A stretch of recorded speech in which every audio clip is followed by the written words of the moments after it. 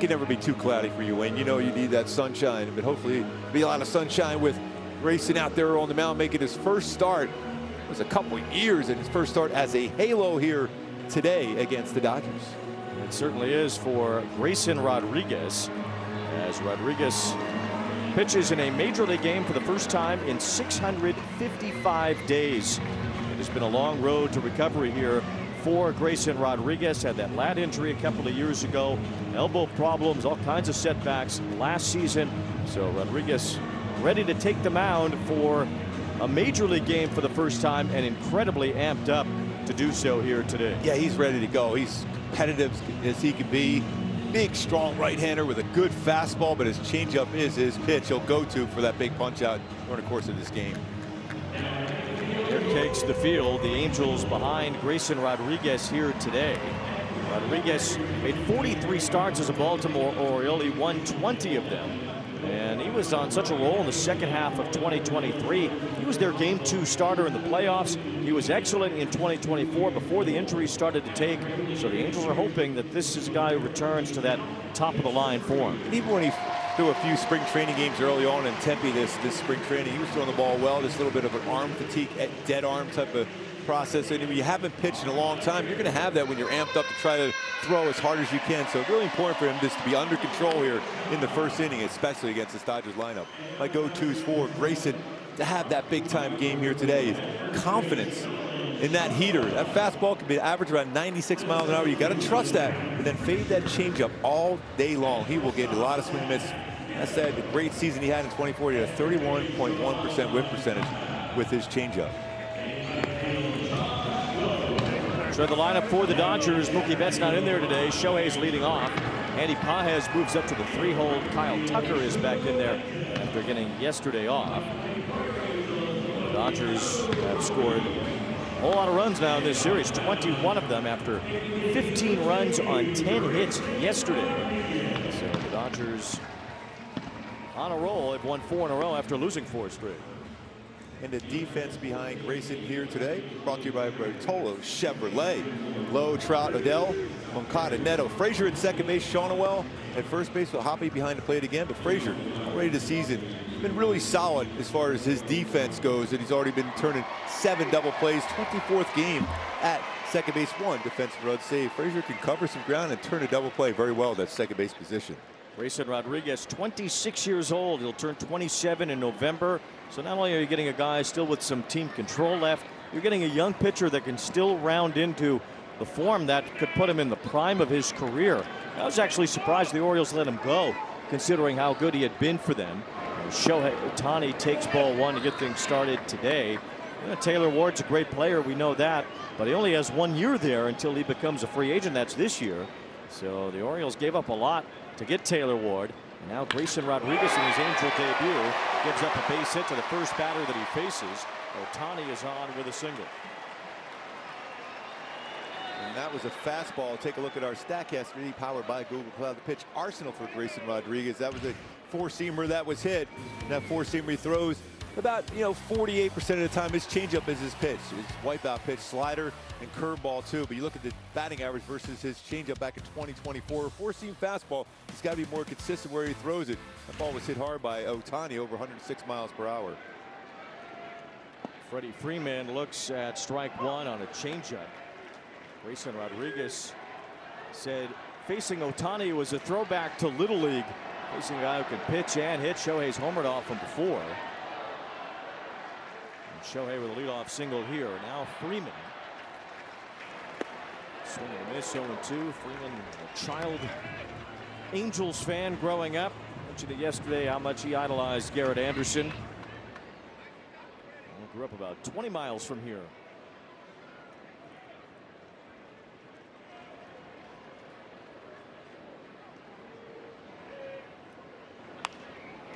Balls, 2 strikes on Freeman. Good to see that one. That was a 97-mile-an-hour 4-seam fastball.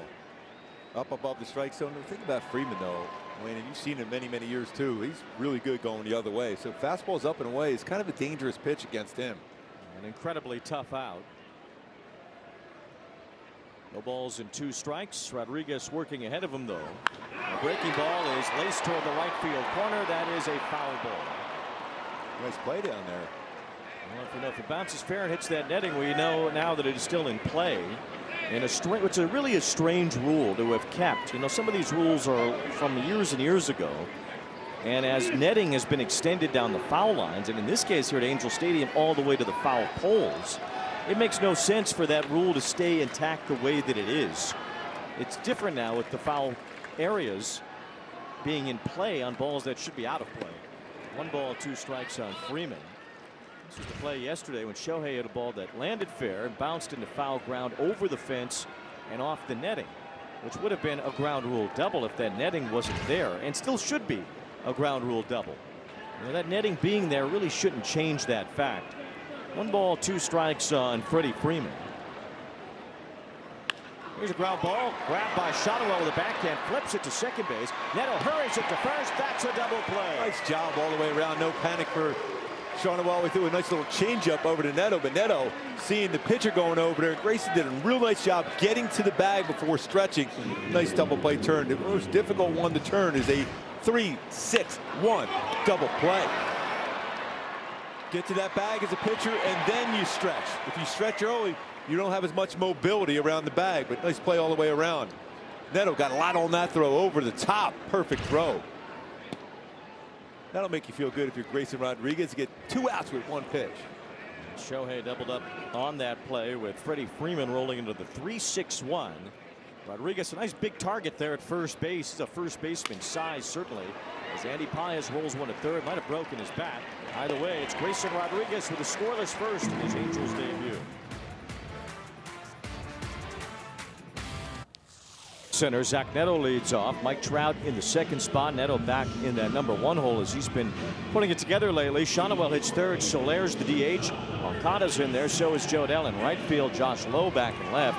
Hoppy Frazier at the bottom of the order with Roki Sasaki, who's been really a mixed bag to start the year. His fastball's been crushed. He's given up a lot of home runs. That's surprising too. When you look at his velocity on his fastball, he can touch 99 miles an hour. He has a forkball and a splitter and a slider. Feels like that one splitter would be more of a split finger changeup. The forkball harder drop to that variation of the splitter. Sasaki's allowed 9 homers in 33 innings this year, 15 in his first 70 major league innings. And Neto hits it hard, but right at Muncy. That ball was lined. Right at the third baseman, 1 out. And my go-to to have success against Sasaki today, and right on cue, is to be able to just be aggressive on his fastball. And that was a good shot there by Neto. You mentioned those runs, 5 home runs, slugging .662 versus his fastball. To lay off that non-strike forkball. It is a swing and miss pitch. Over 33% whiff percentage on that one. Ball was hit 103 miles an hour off the bat of Neto. Neto's been rolling. Now the Angels would like Trout to do the same. It has been a rough go here for Trout so far in the month of May, and especially over the last couple of weeks. Just 5 hits in his last 34 at bats.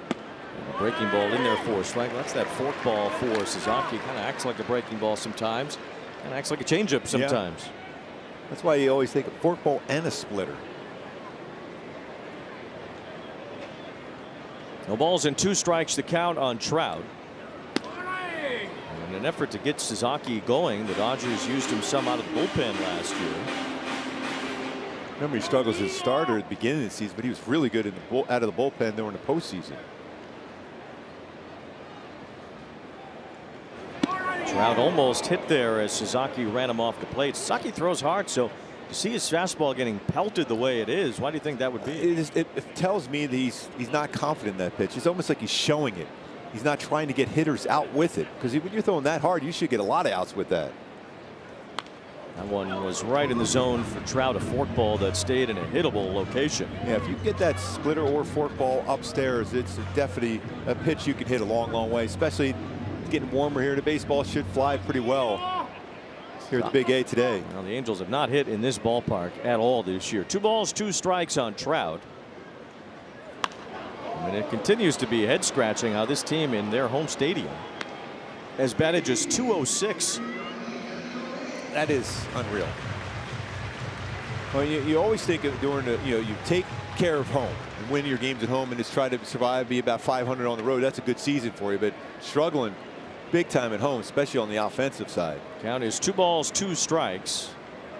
And Trout laid off that pitch just off the outside edge to make it 3-2.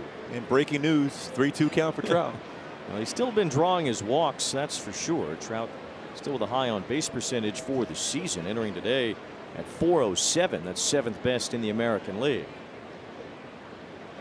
He hammers this one toward right center field, ticketed for the gap.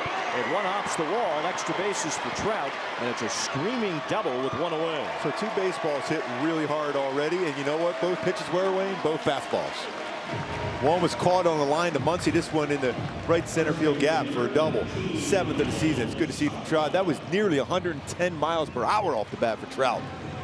There's a fastball out of part of the plate, but down. What a swing. So 2 fastballs hit already. That's what you're talking about, Wayne. How is that possible when you throw that hard? That kind of swings on his fastball. Nolan Shonowell will try to get the Angels on the board here.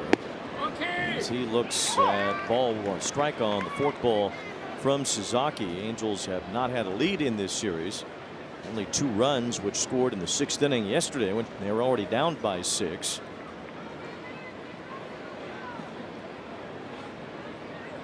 And one of the biggest issues during this stretch where the Angels have lost 20 out of 25 now. But they haven't scored runs. 16 times they've scored 2 or fewer. 7 times in the last 8 games. Just need that hit with a runner in scoring position here. Shonowell thought he had one yesterday, but Andy Pages made an incredible diving catch. One of 10 putouts for Pages yesterday, the most by any outfielder in the majors this year. And that play against Shonowell for me changed the course of the game. That's a completely different ball game. If that baseball gets by him, that's a run score, and it's going to be a second or third base for Shonowell. 2 balls and a strike. Shonowell with a big cut there, fouls it back, and it's 2-2.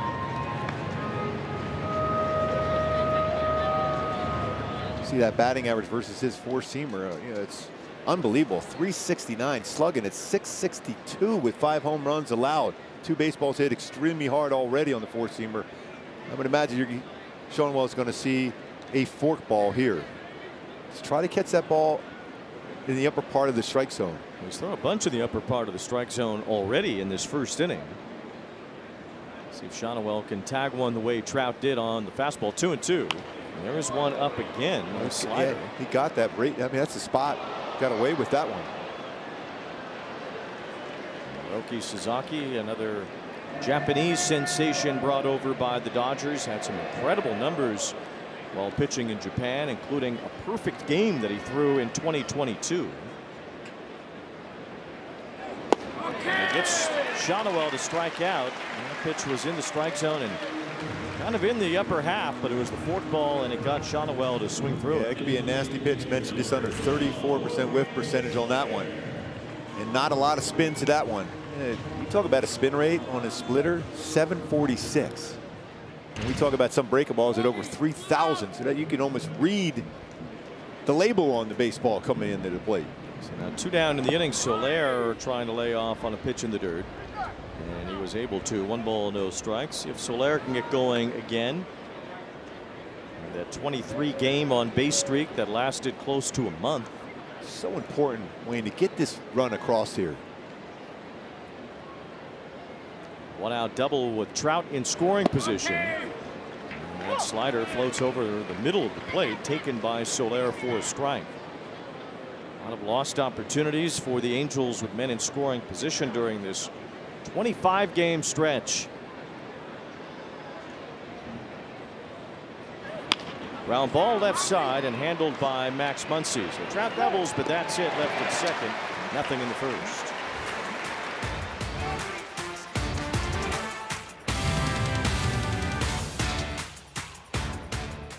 Since July 31st of 2024, made a couple of rehab appearances, one also in extended spring training in Arizona. He said on Friday, when we found out he would be making his Angels debut on Sunday, being back in the minors was kind of cool. You remember where you came from a little bit, but he said just so grateful to be back on a big league mound.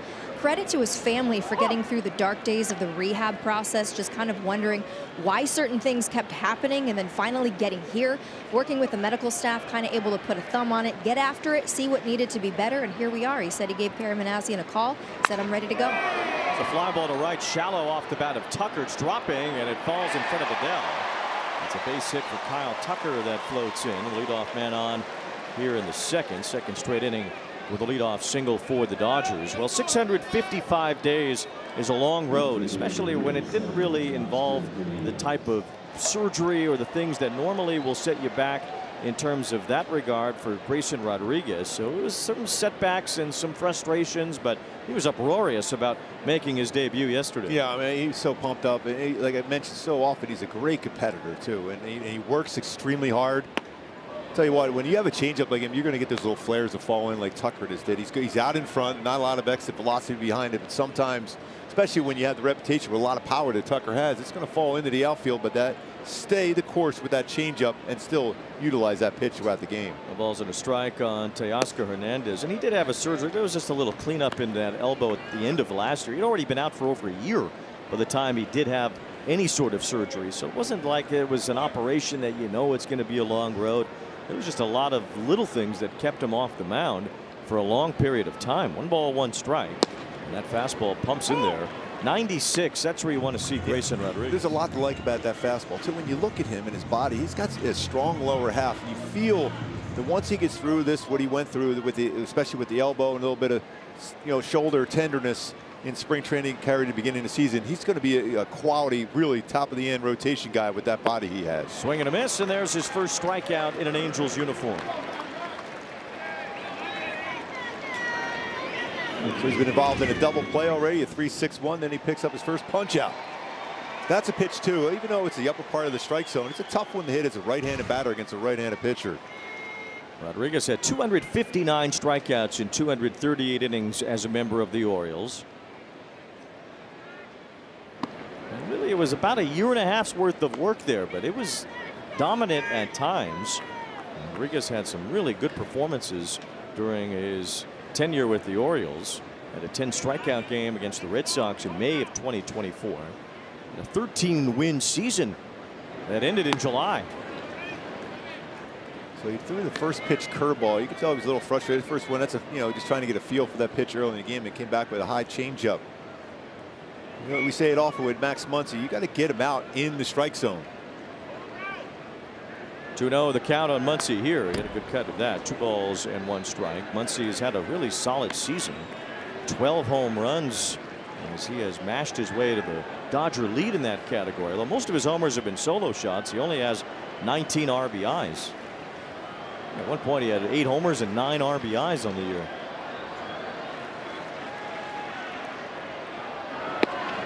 Let's see. Well, maybe we won't see him. He's on the IL right now, but there's another Max Muncy out there in the world, on the A's. He's born on the same date, just a few years difference, but the same date too. And drafted by the same that team. Max Muncy went to Thousand Oaks High School. 3 balls and a strike on this Max Muncy. Please stand up. And that's ball 4. Go back to that changeup, which he has such an effective pitch, and how you get so many swing and miss. This is a 183 batting average, 23-24 slugging percentage, barely over 300. Whip percentage, though, that's the important one. Over 31%. You don't get a lot of swing and misses generally on changeups, but he does, and the hard hit percentage is 35.1. We saw that with that hit by Tucker. Here's Dalton Rushing, who absolutely smashed the baseball over the first few weeks of the season. He's cooled off considerably since about the 20th of April. At that point, he had 12 hits, 9 extra base hits, 7 home runs in his first 27 at bats on the year. And he has not hit a home run since April 20th.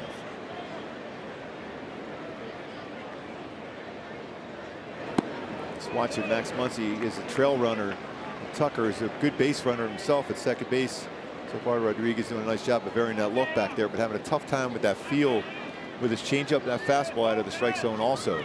2 balls, no strikes on Rushing, who has not had an extra base hit or a home run since that time. 16 games now as O'Hoppe tries to get Rodriguez settled. We'll see. He was stretched out to a point during his rehab assignment. He was in the 90s with his pitches, so from a stretched out standpoint, he should be there. But it's a whole lot different on a major league mound with that adrenaline running for the first time. That's exactly right. The adrenaline going. You're trying to go out, and you want to do this in front of your fans here at the Big A. First time out since coming over in that trade for Taylor Ward.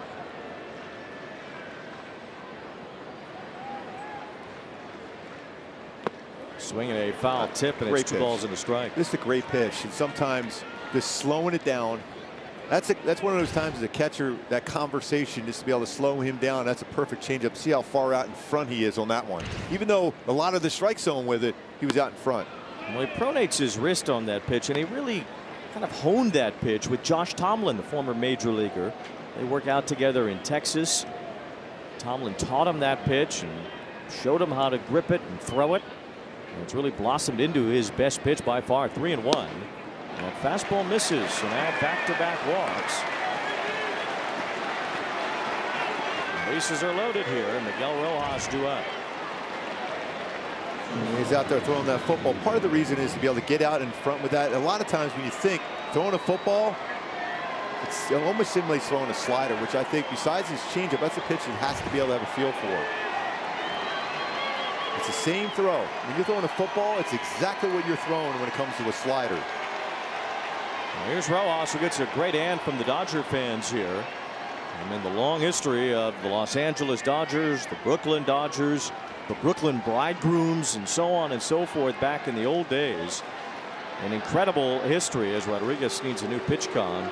And Miguel Rojas has one of the biggest hits in the history of the Dodgers with his 9th inning game-tying home run in Game 7 of the World Series, with the Dodgers 2 outs away from losing that championship to the Blue Jays. That was a 3-2 slider too for Hoffman, who has a 98-mile-an-hour fastball, and Rojas not real good at that point of his career against fastballs, but he's a real good hitter against sliders. Got the slider, hit it out, but he also made an outstanding defensive play at second base on the force out at home. Well, we'll get to that too. Maybe one of the greatest defensive plays in the history of the Dodgers, all within a span of about a half hour in Game 7 of last year's World Series. How about hitting with a double play right now?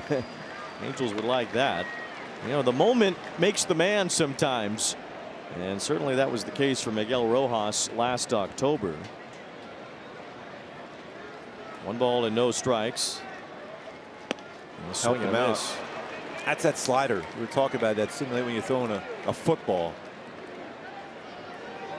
And Joe Davis got in a little trouble with Rojas when he said no way when Miguel Rojas hit that game-tying home run, but it was a shocking moment.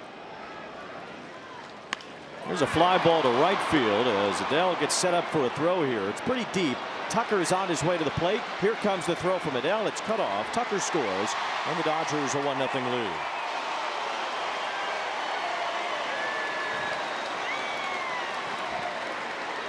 And if you can escape this inning here with just 1 run allowed, be a good situation for Grayson and the Angels. After 2 walks, loaded the bases. Yeah, every starting pitcher, Wayne, is going to have a tough inning. It's a matter of how you can navigate through so you don't give up a crooked number. If you can get through this with only giving up 1, you feel good about your chances of going deep in the game and picking up a W. Now the batter is the number 9 hitter, Haesung Kim, playing second base again today with Rojas at short in place of Mookie Betts. Kim was hitless but had a walk and a run scored yesterday as he looks at a strike. Good velocity, 96, 97 we've seen from Rodriguez so far.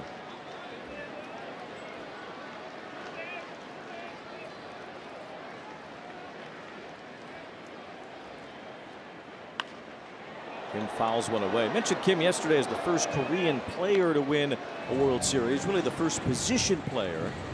Although Byung-Hyun Kim, the other Korean player to win a World Series, did everything he could to not win a World Series in 2001. But he did win a World Series as the Diamondbacks did pull off that incredible 9th inning against Mariano Rivera. Runner going, and Kim lines a base hit into right field. Muncy scores over to third base, is rushing, running on the pitch. RBI for Kim, and it's 2-0 Dodgers. Dodgers going there on an 0-2 count. Anticipated worst case scenario, that quick throw to second. Had a lot more of the plate as curveball.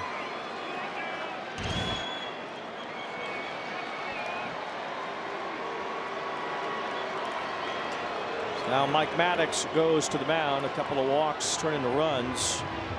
He stayed up. You see where it's right about belt high, and he stayed back on it real well. Even though the speed of the pitch after the fastball before, he kept his hands back, and he lined in the right field for a hit.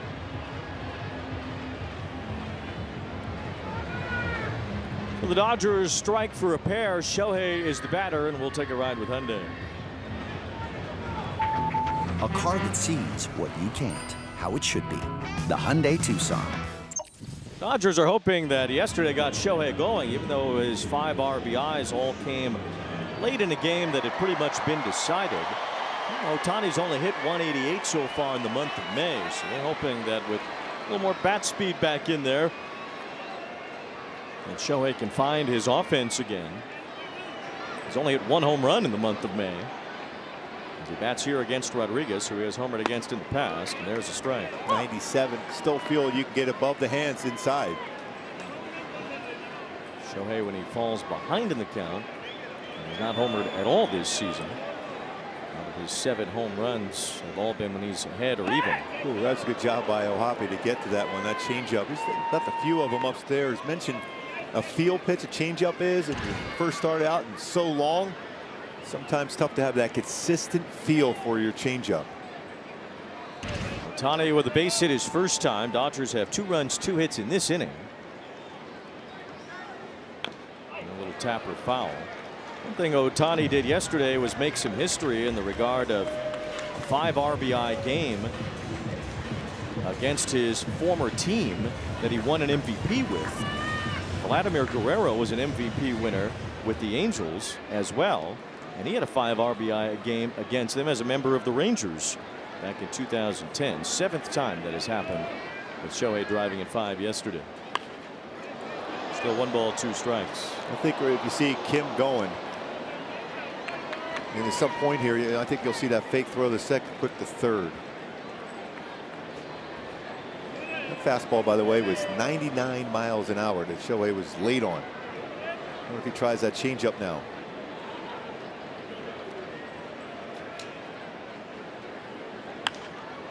Still 1-2. 98 mile an hour fastball, so definitely feeling strong out there.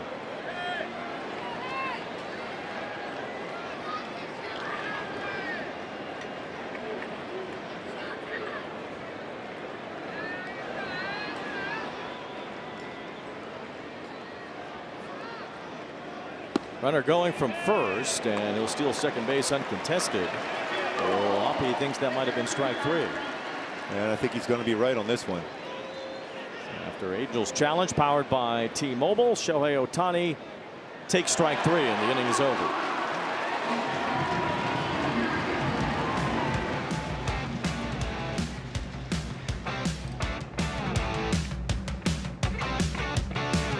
The Rangers will be here, and you can walk away with a new addition to your hat collection. First 25,000 fans get a camo trucker hat courtesy of Angels Radio AM 830. Angels.com/promotions for more info. Yoan Moncada is leading off the bottom of the 2nd against Roki Sasaki. Moncada with a .614 OPS overall. He's been given a long leash here, almost 2 months into the season, for very little production. You can say the same for Josh Lowe as well, who's due up in this inning. I want to see that swing where he can lift the baseball. It'll be so good to see the right field, see how far he can hit it. It's in there for a strike, but the Angels, as this team has suffered badly offensively, you've had a few different positions that have given you almost no production. It's not something you can live with for very long, although the Angels have to this point. There is Moncada punching one to the right field corner, although foul, although in play. 1 ball, 2 strikes on Moncada. How's that not immediately out of play when it hits the net? I mean, it made sense when that was there to begin with, because the only netting was behind home plate. It was from dugout to dugout. That was the only netting they had. So in that area, when the ball got away and it hit the net, a wild pitch, it stayed in play, hitting the net. But down the lines, that's ridiculous. I was known to hit that netting every once in a while behind the plate with a wild pitch. I'm sure. Just to keep everybody awake. Moncada down on strikes. Sasaki has his 2nd strikeout. So he threw a splitter. He threw a couple splitters there. It's a little harder, but not much more than his forkball. It's just a matter of how deep in the hand you put the baseball between a splitter and a forkball.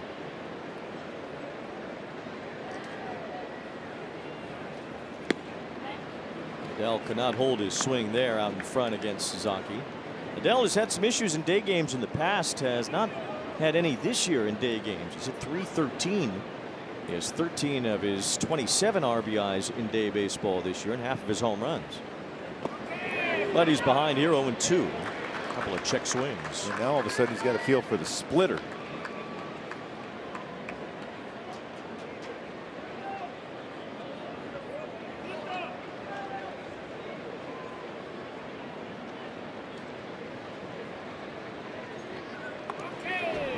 Foul ball. It was a fork ball that that's time. the fork ball that time. Well, what is the difference between the fork Well, it's ball? really how you have your fingers split between the baseball. The fork ball, generally you have their fingers all the way in there split wide open. The splitter is going to have more, it splits between the seams of the baseball, the two seams. I always think of fork ball, I think of Bruce Sutter, the Hall of Famer. The ball's 2 strikes. There's a swing and a miss on the slider that time.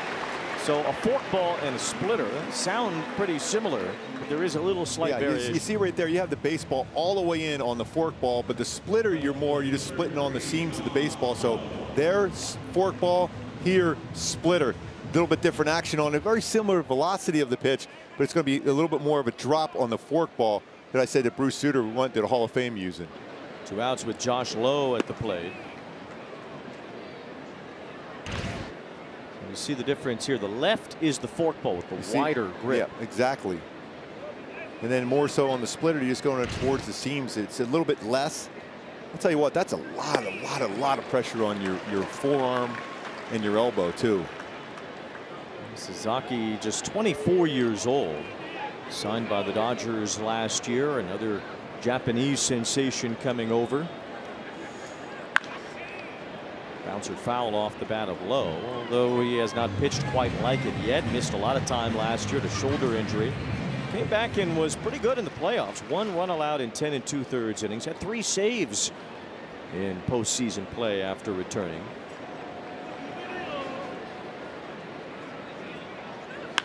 Kind of broke the mold in some way, because normally players wait until they turn 25. That way they can get into the posting process and make more money. But in Suzuki's case, he came before he turned 25, and that made him an international free agent, which did not give him the big payday that you see a lot of others get from Japan. Here's a bouncer to first base as Freeman handles that. Quick hitting for Suzuki.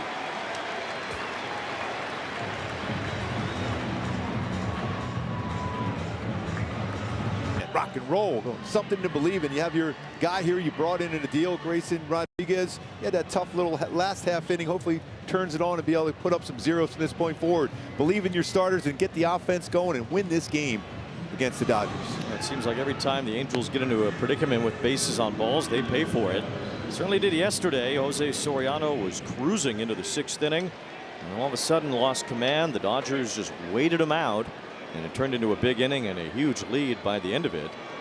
And today, Grayson Rodriguez, after 1-out single, or rather a leadoff single by Tucker in the top of the 2nd, struck out a hitter, but then walked 2, and that got him into some trouble, allowing 2 runs. There's a strike on the curve to Freddie Freeman. Wayne, I got a chance to talk to Soriano today about, even where we talked about on the broadcast, how his wrist dropped a little bit. And that's why he had more of that lateral movement on his sinker, instead of that dive at the bottom. And he said Urania came up to him and talked to him, said the same exact thing after the game. It's great when you have that kind of relationship. Those two are together all the time. And he said, you know what? I'm going to make that adjustment. I'm going to stay on top. I'm going to stay on top of the baseball and work that sinker down. Mookie Betts said after the game that they just felt like Soriano was falling behind even while he was pitching well during the game. They just kind of made a more conscious decision to wait him out the way that they did, and that turned into a big-time performance. 15 runs, 10 hits, as Freeman's down on strikes. After a good challenge there, and then finish him off on 3 pitches. Love to see that. No need to go into a waste pitch when you work ahead like that. Finish off as quick as possible. Last team to have 15 runs with just 10 hits was the Tigers in 1993. Dodgers hadn't done it since they were still a New York team the year they won the World Series in 1955. That's 3 strikeouts for Grayson Rodriguez. It's a good pitch there too. That's a ride to it. It was right before he got hurt, and it was when he was starting to roll into ace form as an Oriole. I am still surprised they gave it up on him. I mean, Taylor Ward will helped that offense throughout this season, but there's no guarantee he'll be there beyond this season. Yes. 1 ball, 1 strike on Pages, who's been great this year. Fly ball to right center field. Moving after a Trout and Adele, and it's Trout cutting in front. And Trout was calling for it, but Joe Adele was able to make the catch on it. That's a dangerous one. That's 2 rather large human beings running at each other. It certainly is, and they crossed paths as Trout and Adele were in the same vicinity there. See Trout calling for it. The last second brought his glove down. Landed in the glove of Adele, crossing behind him to make that catch. 2 outs. Not an easy play with those 2 almost touching gloves there. And some glaring sunshine right now too. Kyle Tucker now had a base hit his first time. Scored the first Dodger run in the second.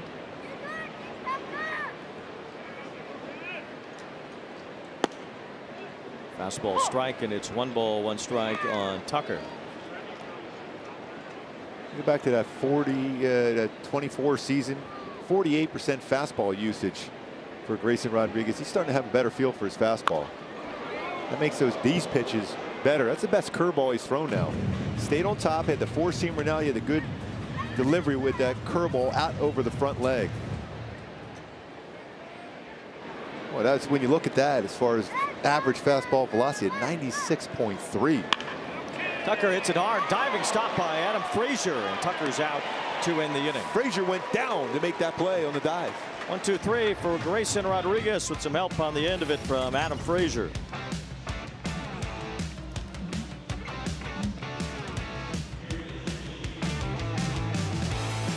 5,000 fans in attendance at Angel Stadium Monday, June 1st against Colorado.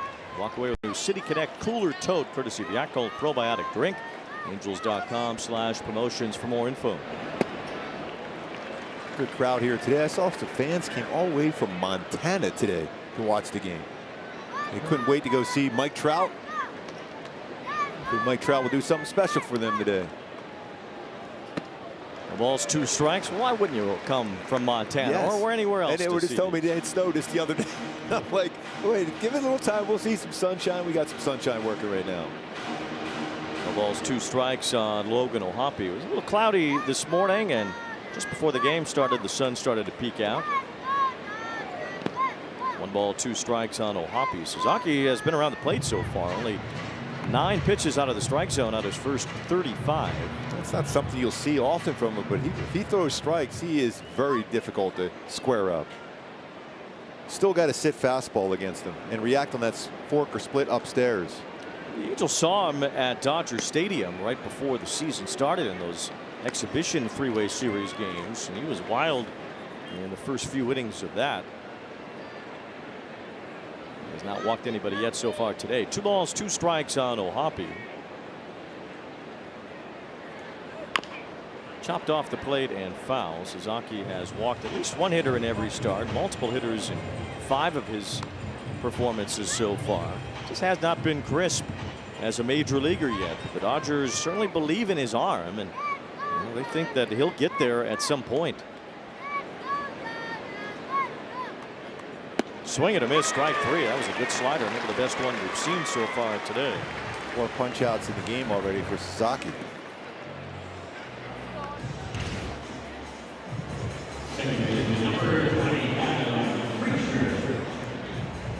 That's a bite to it.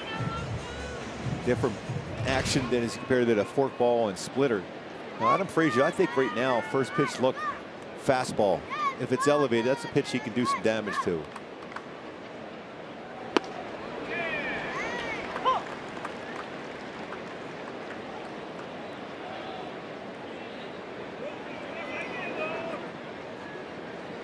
Adam Frazier getting a start at second base today. We've seen him enough in the position player pitching performances. Something you just dread to see. Frazier's already done that 3 times this year, including yesterday. That's probably why his arm was loosened up on that great defensive play he made that last half inning. He was able to chuck that no problem. Out in front of that splitter, and it's 1 ball, 2 strikes. That splitter has a lot more dive to it.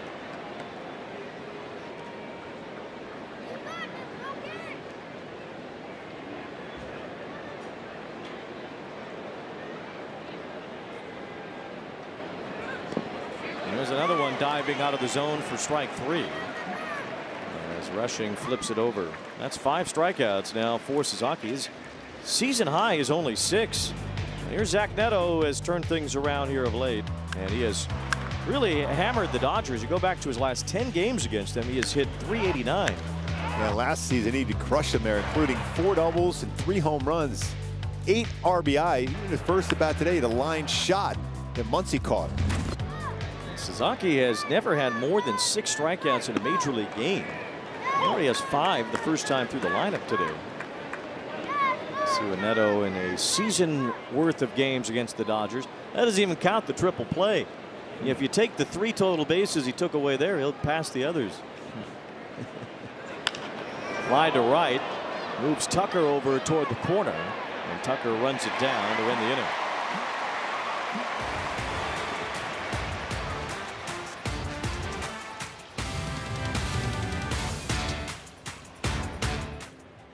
The incredible triple plays that you'll ever see. Shohei Ohtani hitting a liner to right to Zach Neto, and all in one motion, just in a blur. He catches it, steps on second, throws to first, and gets 3 outs in about 0.12 seconds. Wayne, you can't teach instincts like that. He's already in his mind. He was playing that play through. Somehow was be able to react that quickly and made that play for a triple play. It seemed like he did play it through in his mind. He said he didn't, though. He said he was all just pure reaction. But as you said, you can't teach those instincts. No. There's a couple guys that I always felt to have those instincts. Omar Vizquel was a great player for a lot of years with Cleveland and other teams, Seattle. He always had those in. Ozzie Smith had those. Andrelton Simmons. Something about shortstop position. Well, and as Dalton Rushing shows a little bit more of his personality this year, more fans are hearkening back to him slipping on the banana peel there at first base. And the embarrassing end of that play for Dalton Rushing. 2 balls, 2 strikes on Hernandez. Leading off here in the 4th inning. Teoscar Hernandez starting to swing the bat a bit. Hadn't homered in a month until he hit one the other night, and he's 8 for his last 16. Rodriguez tried to get him to go after another breaking ball. He's throwing a steady diet of curveballs and sliders here now. It's got that 2 strike count. It's ball 4, so Rodriguez walks the leadoff man in this 4th inning. It's the 3rd walk issued by Rodriguez. Back to his time with the Orioles. Walks were never really a big problem for him. Averaged about 3 walks per 9 innings, yet he's walked 3 already in 3+ innings today. Muncy was one of those bases on balls. He also scored in the 2nd. Always remember, though, is those rehab starts, or you can still have the adrenaline going. It's a different adrenaline when you're at the major league level. So yes, there's some overthrowing some pitches, and that's why you're seeing a few more pitches out of the strike zone than normal for Grayson.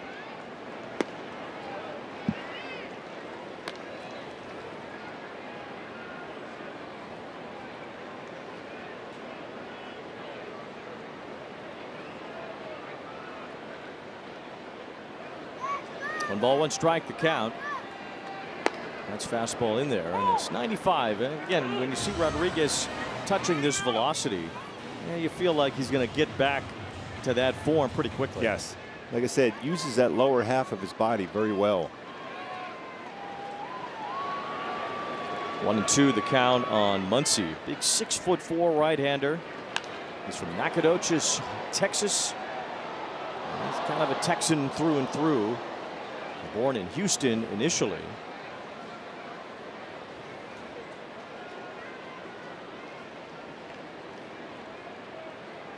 I wonder if there's even more velocity in the tank at some point here. I think so. I really do. Hasn't thrown a whole lot, really, when you think about it. Well, there's one one point stronger. When he was at AA Bowie in the Orioles system, he threw a 99-mile-an-hour fastball that broke the catcher's mitt of Adley Rutschman. Now that would be the ultimate thrill as a pitcher. Not for a catcher. 2 balls, 2 strikes still on Muncy. Drafted in 2018, and he really tore through the minor leagues. He showed himself to be a future star, and he looked like that star was about to spread out as a member of the Orioles. The injuries over the last couple of seasons just took him out of it. 2 balls, 2 strikes on Muncy. Had a really good start against the Angels in that 2024 season. We'll flash you back to that at Camden Yards. I remember he had that great changeup working that day with 9 strikeouts. That's a pretty good movement. Only 1 walk. Just 1 earned run allowed. And you talk about painting corners. That was the 2nd or 3rd game of that season. I think it was the 2nd. Muncy waves and misses, strike 3. A curveball at the top of the zone got Muncy to chase a bit. So he's got a couple strikeouts on breaking balls, upper part of the strike zone. Separation of speeds of the pitches. Pretty good spin on it. And going back to what you said, Wayne, I think there is some more in the tank as far as velocity on his fastball and consistency.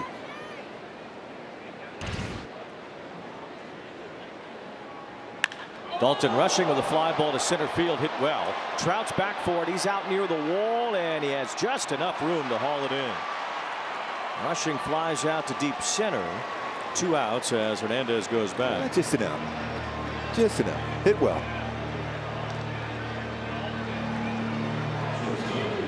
Remember pitching at Old Tiger Stadium in Comerica Park right now. If they say, why don't you get everybody to hit a fly ball to center field? You got to crush it. Well, if you could do that, you'd be all right. That same thing there to center field.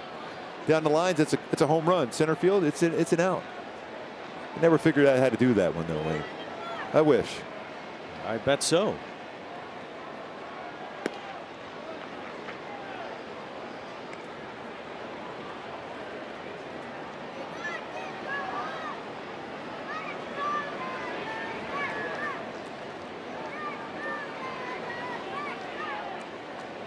Miguel Rojas at the plate now as he looks at a strike.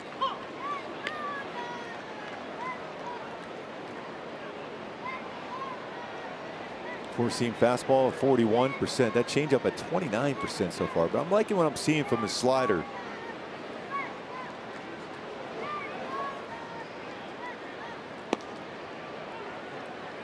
Just can't leave one in the middle of the plate to Rojas. No. 97 on that last fastball from Rodriguez. Might have been the firmest one we've seen today. 2 balls and 1 strike the count.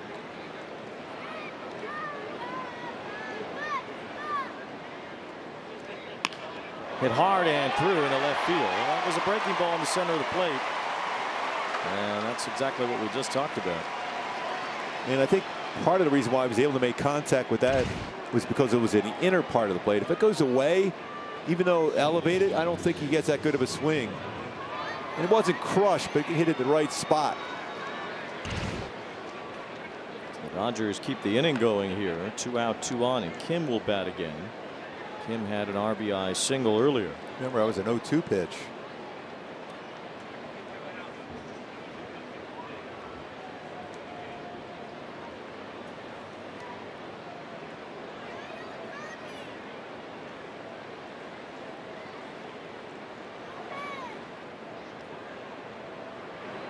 Breaking ball drops in for a strike, and it's 2-1.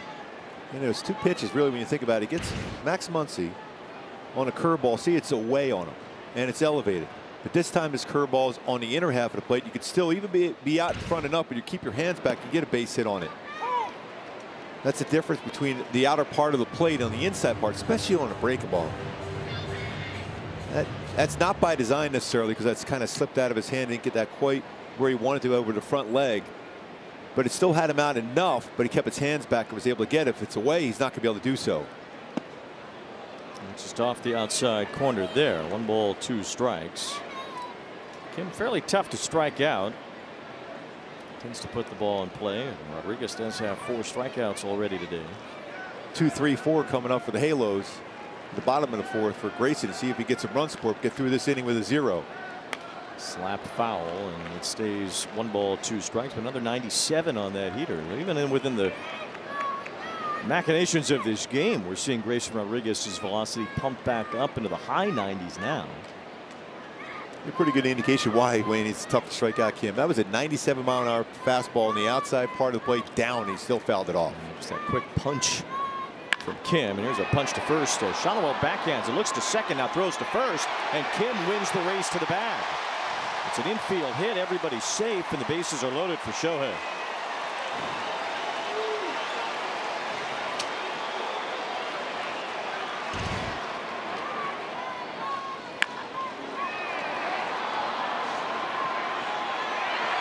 Yeah, you can see he was able to beat that one out. Tried to lead him. Was able to beat it out. Now you have trouble. It's a big spot now. Certainly bases loaded. Kim's 2 for 2 today. And it's Ohtani with the Dodger everywhere. Lines it right center, base hit. Hernandez scores, Rojas scores, Kim to third. And with Kim winning that race to the bag, prolonging the inning, Shohei Ohtani gets 2 more RBIs to make it 4-0. And again, another base hit. It was not hit hard by Ohtani. Curveball, a little bit off the inside part of the plate. We said it at the outset of the inning. Almost every time the Angels walk somebody, they pay for it. Leadoff walk to start this inning. Yep. And really, that's actually really smart hitting by Ohtani there. After you're not able to get the first base as a pitcher, it plays into your head. So you're going to be ready to swing at the first pitch. Even though it wasn't a bad one there from Rodriguez, he was still able to fight that one off. Now it's Freddie Freeman who's 0 for 2 today. 4 runs now for the Dodgers on 6 hits. 3 walks. 2 of them have come around to score. And Rodriguez will certainly be kicking himself for not getting to first base sooner on that ball that Kim hit.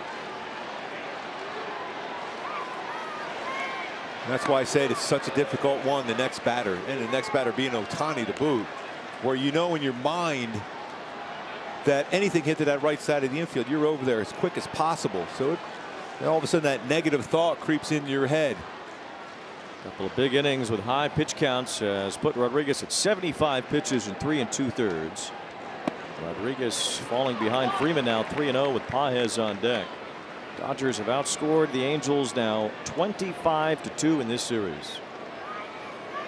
He's going to be up like we saw the other day with Pages. He's going to be swinging here 3-0 if it's in his zone. Ball 4.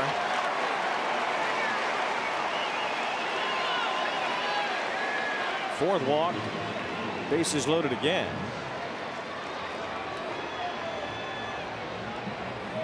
Mike Maddox will walk us to a word from Jack in the Box. Get my new Smash Jack Sliders Munchie Meal for a chance to win $75,000. Welcome to Jack in the Box.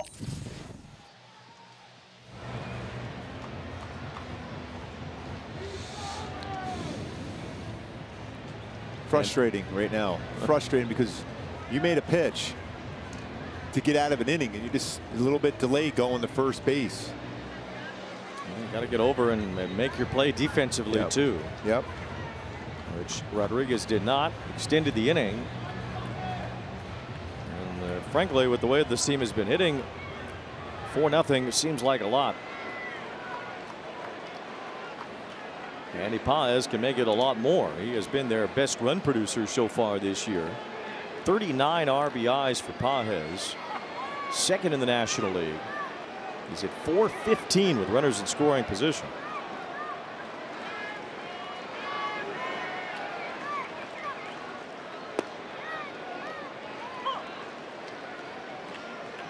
Jose Fermin is up in the Angels bullpen. The Angels relievers will get some work today and a long week coming up. 4-game series with the A's and then 3 with Texas before the next day off. Lined and through a base hit. Kim and Ohtani score 6 runs for the Dodgers against Grayson Rodriguez. Pages now has driven in 41 on the year. Oh, is his swing completely different than we saw at times last year? That defense already elite. Now you're seeing elite offense. Really the best hitter on the team for the Dodgers this season. Yeah, I mean it's hard to think that when you have Ohtani and Freeman and Betts, and they gave Kyle Tucker $60 million a year. But as it's turned out, Andy Pages has been their best offensive player. And we noted the incredible defense that he brings to the table as well. Well, it's amazing. Just that one little play, and it looks like that's going to be it for him. Yep, you got to make the plays, and Rodriguez did not, which spoils what looked to be a pretty decent outing and turns it into one that's not so good. 6 runs for Rodriguez in his debut with the team. It is 6-0 as he heads out.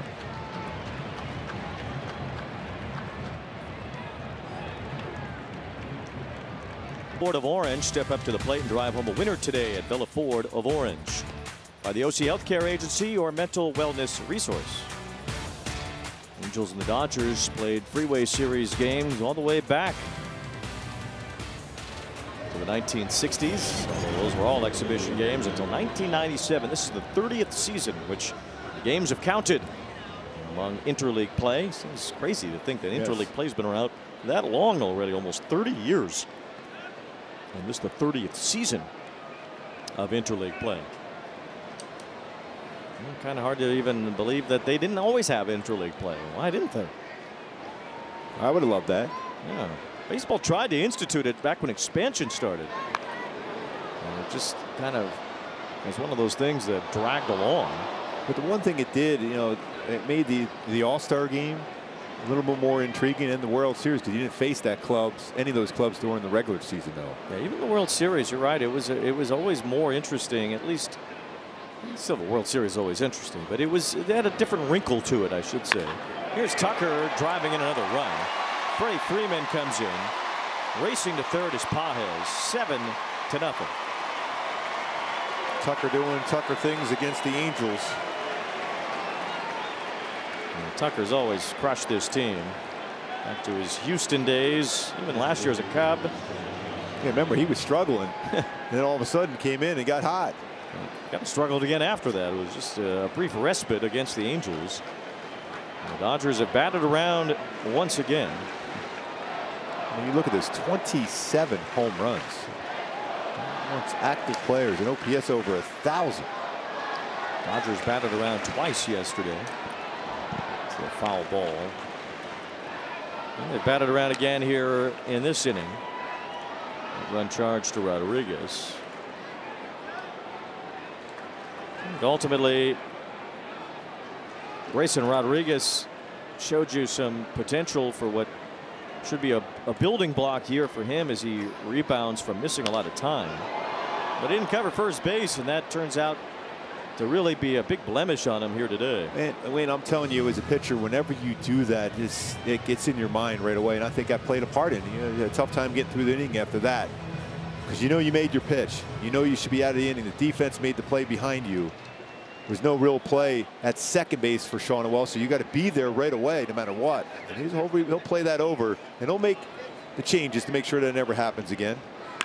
Fly ball hit well to center. Trout backs up for it and has some space to end this inning, but a 5-spot and a 7-run Dodger lead. Well, it's our Kia player profile of the day for Mike Trout. We're just going to find reasons to propel Trout into the Kia player profile. So why not 3-ball counts? I think you just start 3-2 count. That would save us some time anyway. Taylor Ward leads the majors in 3-ball count percentage. Nick Kurtz is second. You know what those guys do a lot? They draw walks. Yeah. The thing with Taylor Ward, he's so patient. He will not go out of his zone. He's going to look for his pitch every at bat. He figures he's going to at least get one in that zone, and he attacks it. You know, 3-ball counts often turn into 4-ball counts. And that's why Trout's on base percentage is over 400 again. His OPS still close to 900 right against it. And even this, with the struggles of late, he did have a double his first time up today. We'll see Trout drive one. Mentioned here at Angel Stadium how he's only hit 2 of his 11 home runs here. It's not typical of his career at all. Yeah, that was a great swing to right center field too. That generally means if he gets something the inside part of the plate, he's going to turn on it. Pops this one up. Miguel Rojas at the shortstop position with the easy out. Well, you go back to last year, the Halos had such success against the Dodgers, 6-0, and they won 7 in a row. But Dodgers remember that. They've played real well in this series so far. Unfortunately for the Halos, they've pitched well, and they've really done a good job as far as getting a lot of traffic on the bases and capitalizing when they do. We talked about it with the Angels sweeping the Dodgers in a season series. A last place team to do that to both the reigning world champion and the eventual world champion as the Dodgers won back-to-back titles. It was a historic feat that the Angels pulled off.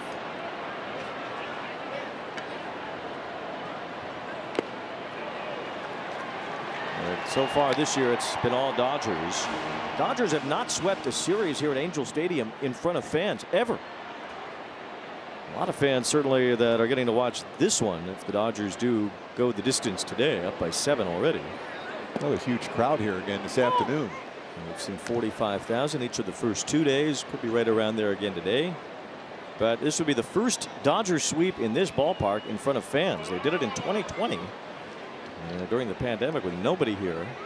Well, except you. Yes. You were here. But no fans were allowed in then. That's the only time the Dodgers have had a sweep in this ballpark. Shonowell grounds a base hit.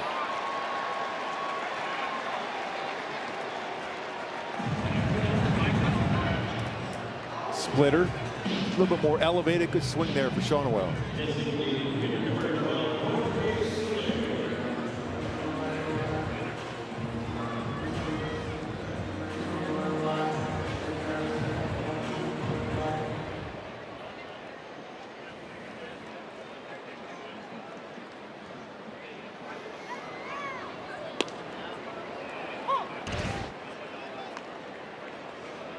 Here's Shonowell just working on his flips there with the beach ball, and boom. Every once in a while as a hitter, you hear they say that baseball looked like a beach ball. That's why I hit it so well.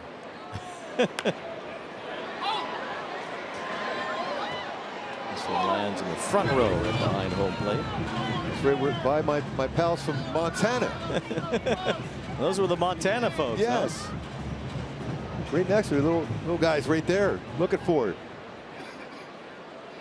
Now it is 0-2 on Soler with Shonowell at first base.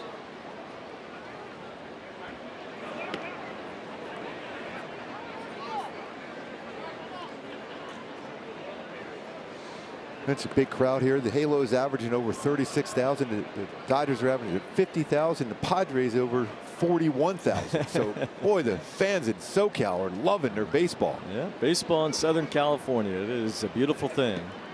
There's one that squeaks away from rushing and puts Shonowell in scoring position. These teams are beloved down here. The sport thriving here in Southern California. We just would like to see the Angels get to a point where they're as competitive as the Padres and the Dodgers. Got to get back to that. It really starts on just the winning attitude. You got to have that. And just some attitude in general. Yep. 2 balls and 2 strikes on Soler. And a wave and a miss, strike 3. Pretty good slider there. Zaki. When a team doesn't score, I mean, it's natural to look. He's kind of going through the motions. When you're not hitting, there's not those emotional moments in games when you're not scoring runs or having big comebacks. But it just makes the whole thing look lackadaisical overall, whether it is or isn't. It just looks that way when a team isn't scoring. Yoan Moncada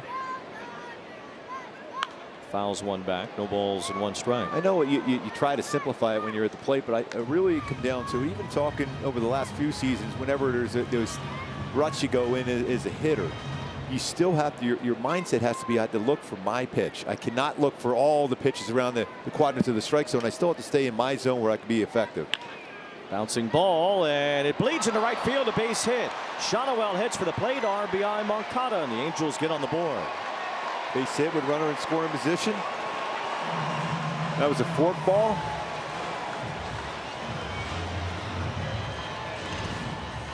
Moncada picks up its 10th RBI of the season. So you just get a pitch in that zone. Just make sure you make good contact.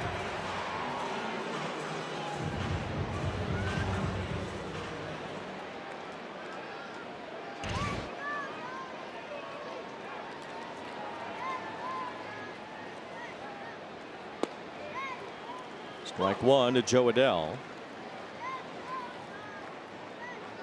Another fork ball. Big swing here by Joe Adell, and all of a sudden you feel like you're still part of this game. Roki Sasaki tends to suffer as the day goes along. This roller to Kim ends the inning. Couple of hits, 1 run. Angels still a long way to go. Nelson shoving, and a fight breaks out between Belcher and Park. And Park kicks Belcher. And both benches will empty. And it didn't take long for Belcher and Park to square off. Now, what a moment that was. Tim Belcher and Chan Ho Park squaring off. Park got the kick in, but Belcher went to work. Yes, yeah, he had some quick little punches there in the end. And every time, you know, we played the Dodgers, they said, we're going to show a picture of you and some highlights of you in your Angels uniform. I go, oh, I can only imagine what you're going to show. I go, no, we wouldn't do that again, Tim. Max Muncy seemed to go around there, I would say. Every time Hank Conger comes in the ballpark, we mention that, you know, show that little stumble going down the first baseline, too, because of we love you. Pitcher in there for the Angels, Mitch Ferris. After Alek Manoah was sent to AAA before the game today, Ferris becomes that long man in the bullpen. And he'll be out there for a while today, at least until the Angels have a chance to perhaps get back in it. 1 ball, 2 strikes on Muncy. Ground ball up the middle, diving stop. Frazier has it from his knees, gets Muncy, a good play. Well, we highlight him on the defense, and he's really been hot on the defense today. 2 outstanding plays. Adam Frazier. Once against Tucker, now against Muncy.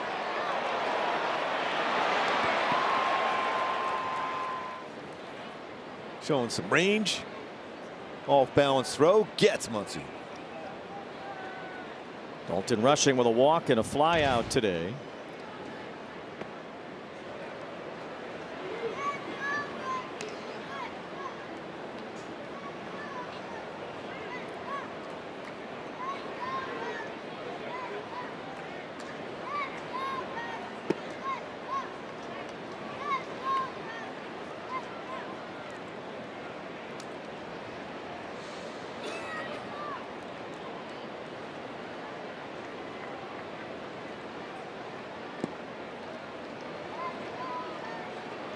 The count now on rushing.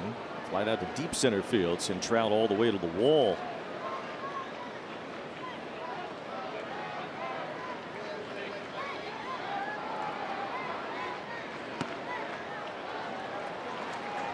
That's a 4-pitch walk. Forget about your Angels bobblehead collection. Yusei Kikuchi's bobblehead will be added to the list. 25,000 fans Monday, June 8th. Get that Yusei Kikuchi bobblehead courtesy of JAE, Japan Aviation Electronics Industry Limited. Visit angels.com/promotions. Probably see him starting to throw pretty soon. He's starting to feel a lot better, a lot stronger to his shoulder. Rojas takes ball 1. It's a pretty formidable looking rotation when you have Soriano improving, Jack Kohanowicz, Reed Detmers, Walbert Urania, who has emerged, and Grayson Rodriguez, who's now returned. So Kikuchi can add some experience and value to that.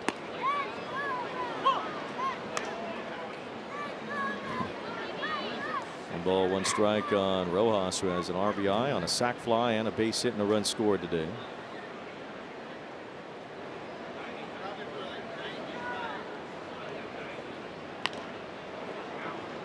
It's that good changeup Ferris has too. That foul ball off the hand of Logan Hoppe. Kurt Suzuki was talking about that today. How often he gets hit back there with foul balls everywhere. Off the mask, you know, break a ball as it bounce, get that wrist. It's a big target, like Joe Mauer when he was behind the plate. That's a big catcher, so a lot more parts to be able to get hit by.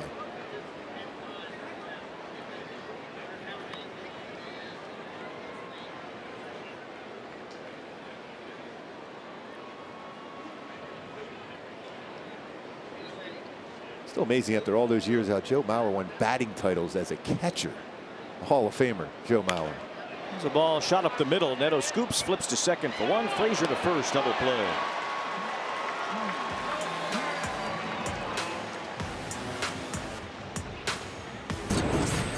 Watch Angels games all year long here on ABTV, presented by Pechanga Resort Casino. We'll have a full week of games for you with the A's in town for 4.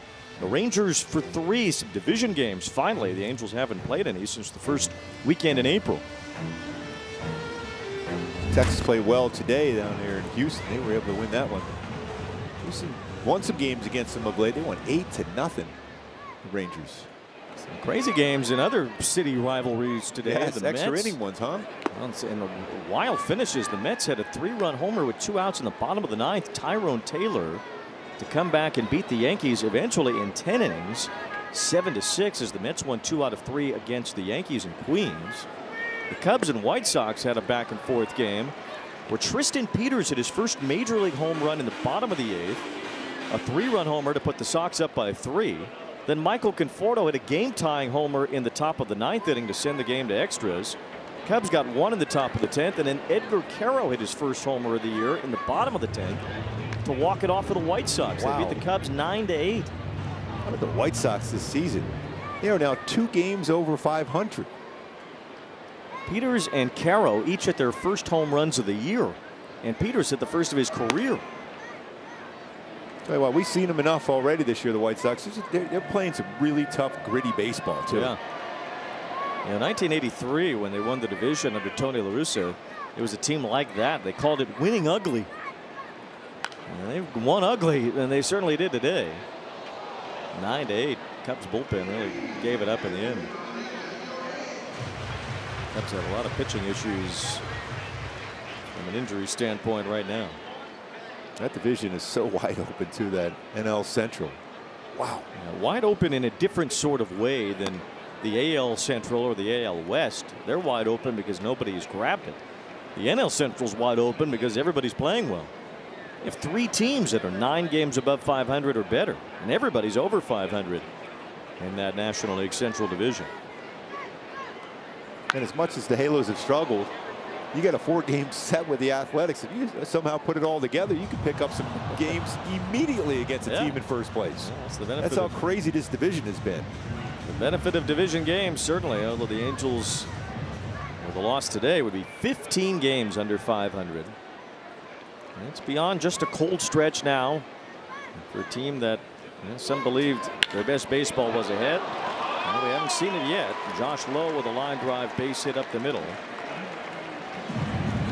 The Sacktown A's will be here. They're in first place, such as it is in the AL West, but just 1 game above 500. Despite a negative run differential, they are ahead at this point in the AL West. Yeah, Langoliers has really turned into a great hitter. Of course, we know how well he can hit. A lot of his home runs still going to left center. That's a good at bat for Josh Lowe. 8th pitch he saw, line shot, 106 miles per hour. Here's a bouncing ball that will be a double play as Kim fields it, steps on second, and gets 2 outs. And that is why, as a pitcher, you look back, know where your infielder's at. Suzuki right away, let it go. It's going to be an easier play because once you make the throw, you never know. Pulls the glove back, he knows where his infielder's at, steps on the bag, easy, double play. When you're at home playing baseball, softball, you see that, you know where your infielders are at. Let that baseball go. It's a much easier play for an infielder on that one, and that's compared to making that catch and then making the throw. You never know where it's going to be thrown. Frazier fouled that off his foot. Roki Sasaki only 1 run allowed in 4 2/3 innings.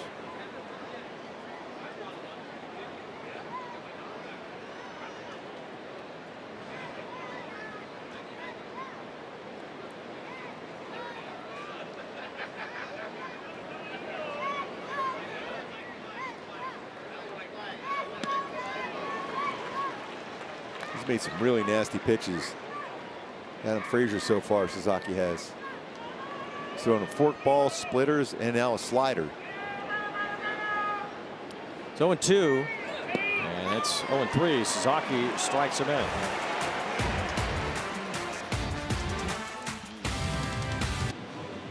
It's all play ball. Don't miss play ball weekend, June 5th through the 7th, encouraging youth everywhere to get out and play. Visit playball.org to register for a free event near you today. It's the 6th inning now. The Dodgers have a 7-1 lead. And Sung Kim is 2 for 2. He has an RBI and a run scored this afternoon. Grayson Rodriguez responsible for all 7 runs. Well, it was Rodriguez not covering first base that allowed that Dodger 5-run 4th inning to unfold when Kim hit a ground ball to first that should have been the 3rd out, or could have been at least. Shonowell looked to second base, and then when he turned to first, Rodriguez could not win the foot race against Kim on the bag there. Is that not an attempted bunt there? Evidently, it was not. That one tried again. Called strike that time. 1 ball, 1 strike. After that Kim base hit, that infield hit, Shohei had a 2-run single. So did Pages, and then Tucker an RBI hit. All 5 runs with 2 outs, and all 5 runs after that play at first.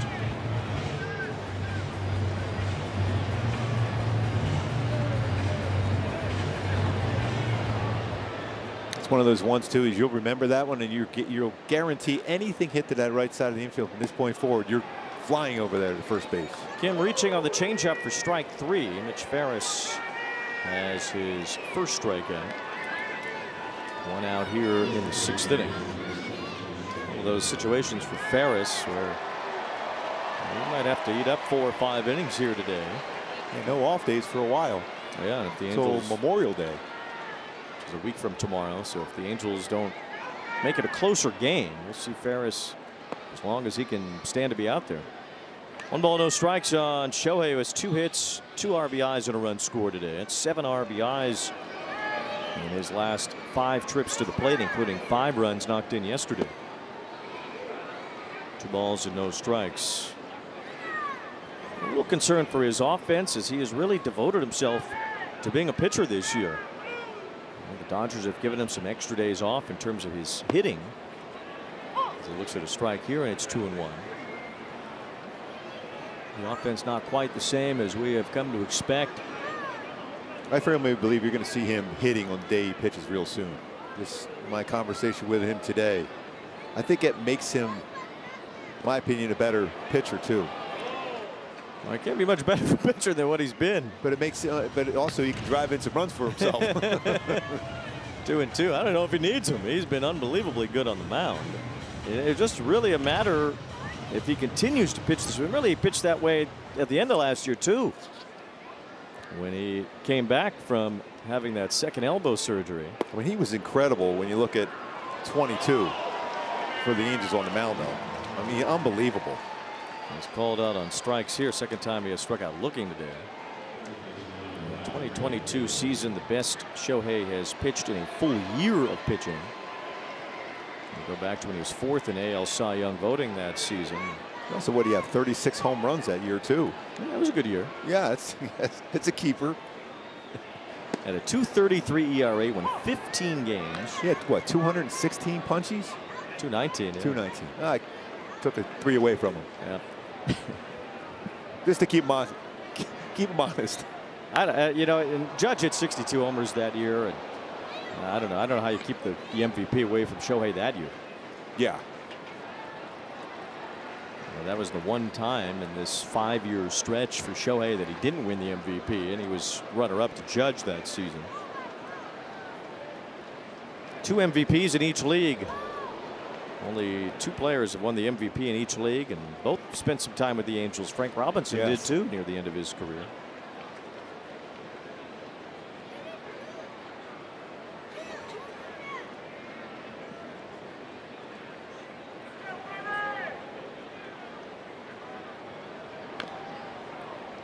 One ball, 2 strikes on Freddie Freeman. Shohei with 4 MVP awards now. Barry Bonds, the all-time MVP record holder, with 7. By the way, he should have had more than 7. I think people just got bored voting. Well, the one year when Terry Pendleton won, he should have won that year, which would have gave him 8. That's a called 3rd strike as well to Freeman, and that ends the inning. Mitch Ferris strikes out the side in the 6th.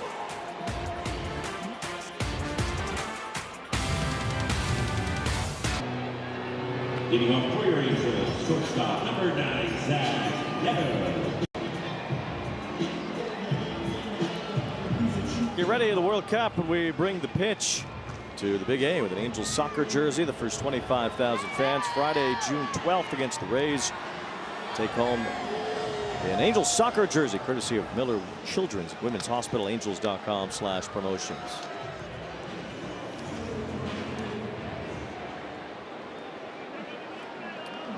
Zach Neto leads off the bottom of the 6th inning, 0 for 2 today.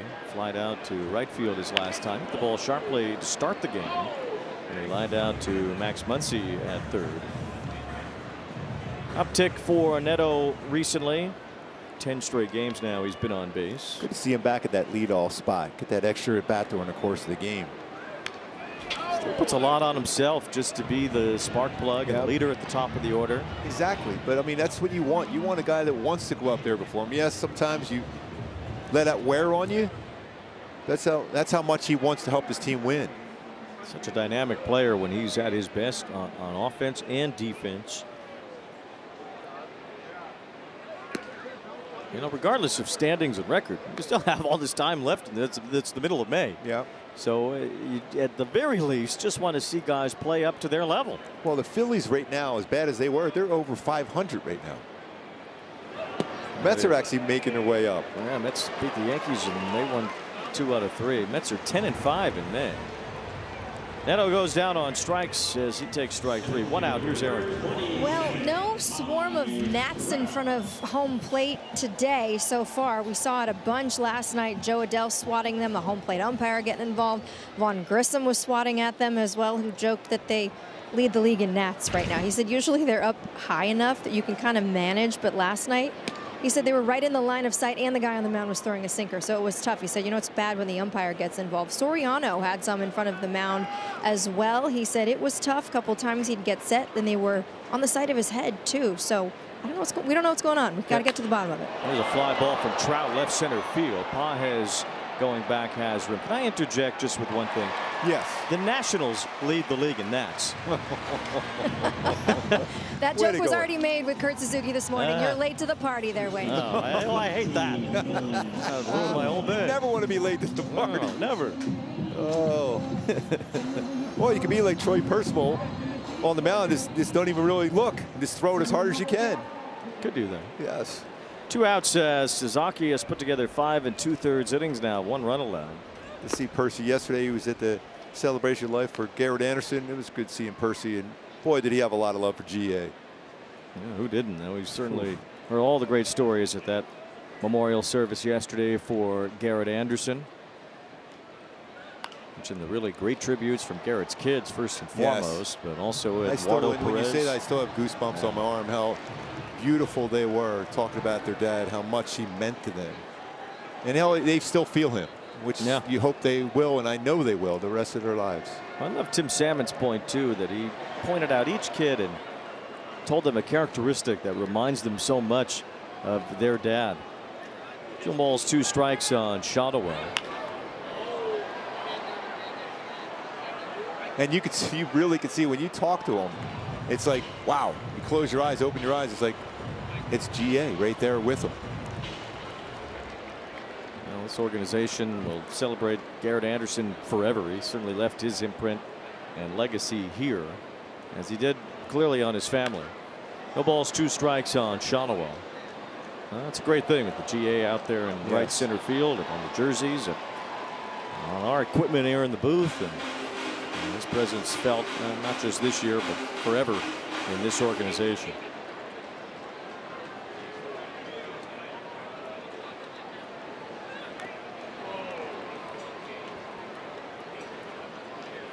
The balls, 2 strikes on Shotwell.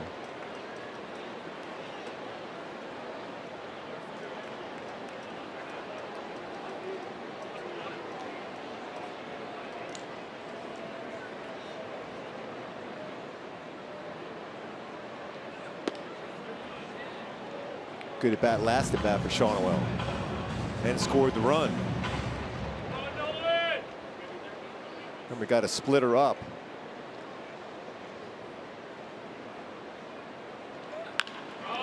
Lines it toward shallow center. Pages comes in, and man, oh man, Andy Pages. He has some coverage out there. Well, he's becoming a star right before our eyes. I mean, his jumps are outstanding. He made that look pretty easy.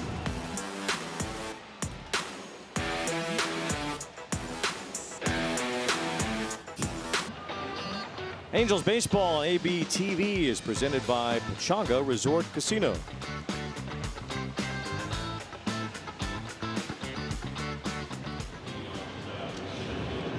This is Kirby Yates. After Mitch Ferris ends up with just a couple of innings, Angels deciding here to give some others some work and keep Ferris rested as well, not burning through him here today. Impressive outing by Mitch Ferris today. Struck out the side in the 6th. Kirby Yates got his World Series ring from last season yesterday. Part of the Dodger roster last year, although it was not the season he expected to have after a brilliant year 2 years ago with the Texas Rangers. I'll tell you what, that is absolutely the best feeling in the world as a baseball player, as an athlete in general, when you get that championship ring. There's nothing better than knowing you have that and you always cherish it.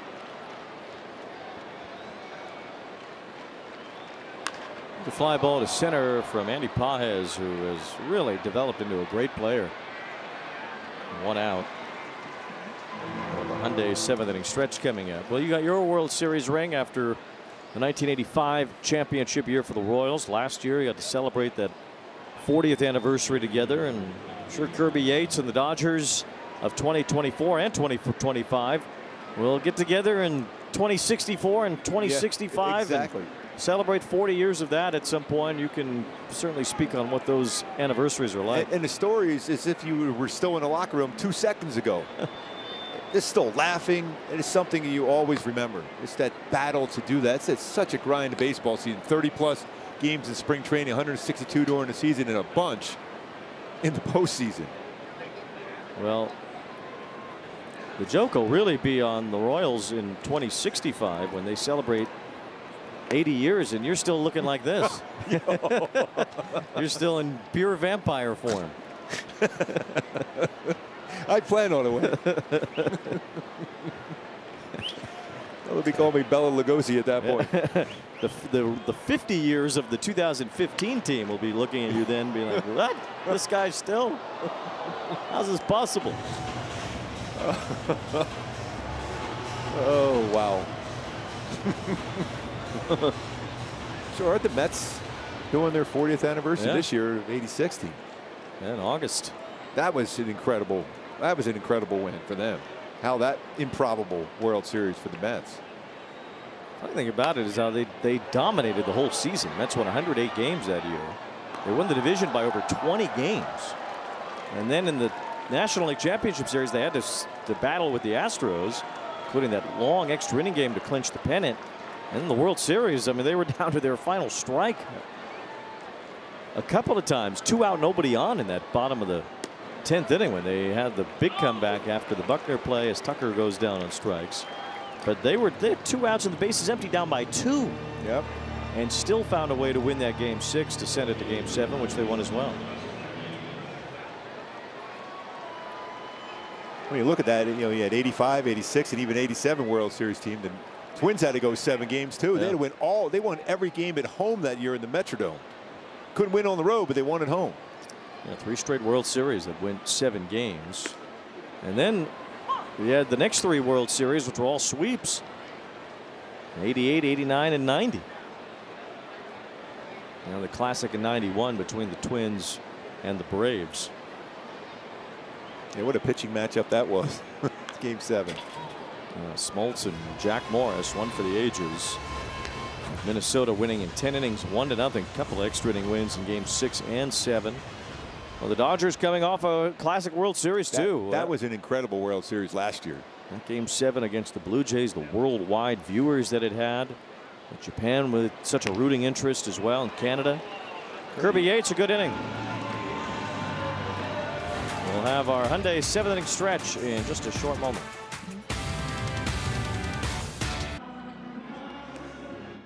Inning stretch as we take you around the league. Vladimir Guerrero Jr. hadn't homered in a while. Only his 3rd of the year as the Blue Jays defeated the Tigers today 4-1. You know, we've talked about teams underachieving this year. What about Detroit? They're 7 games under 500 now. Tarek Skubal's been out. I got some issues there in Detroit. Angels will be there soon. Subway Series had a good finale. Tyrone Taylor with a 3-run homer in the bottom of the 9th inning with 2 outs off David Bednar. The Mets came back in a big way as they beat the Yankees in 10 innings today, 7-6. Also a wild crosstown battle between the Cubs and White Sox in Chicago today, which the White Sox won 9-8 in 10 innings. With Mark Ubiza, I'm Wayne Randazzo, and so far After last year's Freeway Series was one-sided to the Angels, it's been the Dodgers this year. I mean, they've been impatient in their bats. They've had a lot of traffic coming through with some clutch hits. Their pitching has been solid too, but this has got to have some good at-bats here the rest of this game. You never know what happens, especially in a day game here. The baseball can carry, but you need some base runners and some good swings with guys on base. Well, it's 7-1 here. Hiroki Sasaki in 6 innings has done a nice job for the Dodgers. That was our Hyundai 7th-inning stretch. Not typical of Sasaki to go this deep in a game, but he's done it today. First time he has pitched into the 7th inning as a starter. There's a bouncer to short. Rojas with a backhand. So this is the longest outing in Sasaki's career. He has 7 strikeouts in a game for the first time in his career. Sasaki has actually punched out 8 in this one. So a career high, just getting to 7, let alone 8. And Sasaki with the first out recorded here in the 7th inning. So this has been a bright spot certainly for the Dodgers today, and they'd like to get Sasaki right. He's had some really good balance over the pitching rubber today. He hasn't been hurrying his pitches. That's why he's out of the strike zone at times. Well, he's been right on top of the baseball. Well, one thing that's really prevented him from having long starts is that second and third times through the order he gets crushed. It just hasn't happened today. Opponents with a 984 OPS lifetime against Sasaki the second time through the order. So, you know, that second time when you get hammered like that, you hardly ever even get opportunities to go the third time around. That's why you don't get many opportunities to pick up W's either. There's a chopper hit to Freeman, who has a nifty backhand pick, and Sasaki covers for the out. Getting his fair share of ground balls today too. Not a big ground ball guy normally. He's done a ton of strikes as well. He's in line for what would be only his 3rd major league win. Look how efficient every inning here today. A few pitches in the first inning, but other than that, though, very efficient. This year especially, opponents have hit 370 the second time through the order. 7 ground ball outs today. Liner to left, and this is a quick inning. Sasaki's having his best day in the big leagues. 7 innings against the Angels. Angels baseball on AB TV, presented by Pechanga Resort Casino and by Nissan's. Nissan's designed for people who refuse to settle for less. Nissan.com or your local Nissan dealer.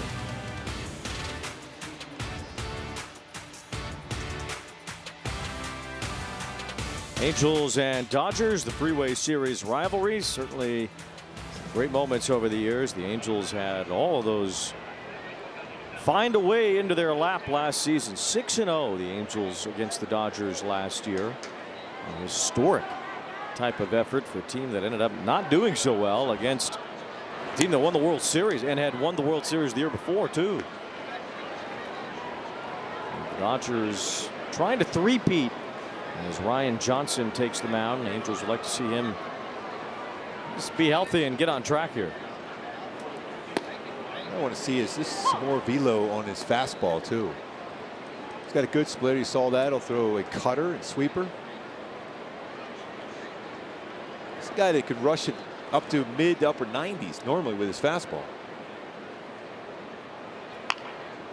Squibber foul off the bat of Muncy. Johnson has a great arm, a big-time prospect. And a guy who still does not have a lot of pro experience. Still unreal. Made his debut last year. Never pitched professional baseball. Picked up a W and a save in the first 3 games he appeared in.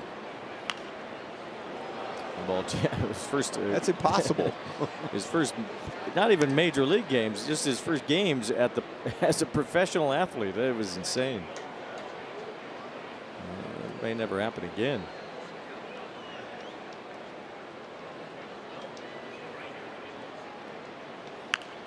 Once he keeps getting tied up here. This one in foul ground as Ohapi falls short of it. Between the splitter and cutters. Get out of that crouch catching position as quick as possible. It wasn't hit high enough, but the effort was still there for Ohapi.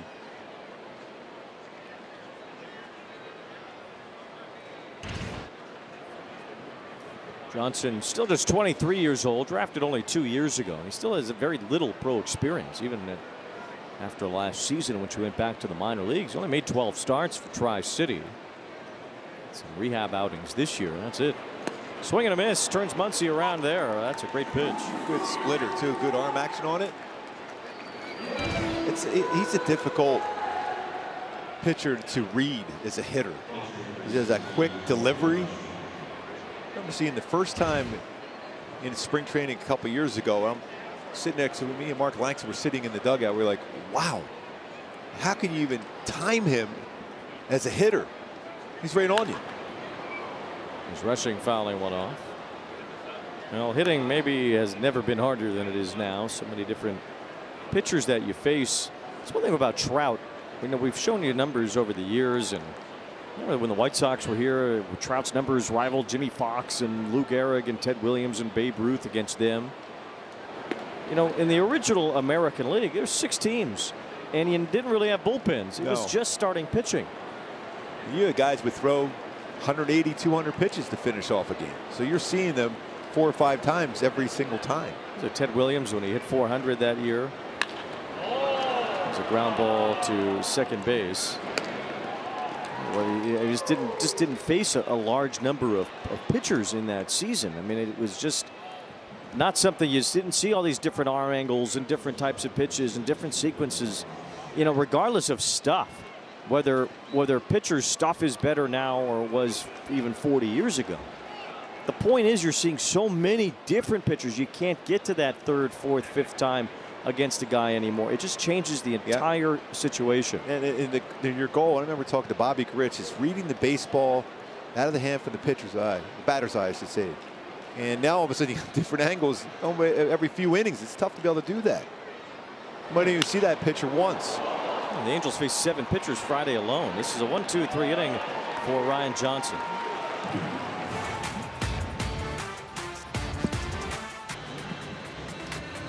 Join your Angels for every Saturday night home game and stay to enjoy a post-game Saturday night fireworks show driven by your SoCal Hyundai dealers. Angels.com/promotions for a list of Saturday night fireworks.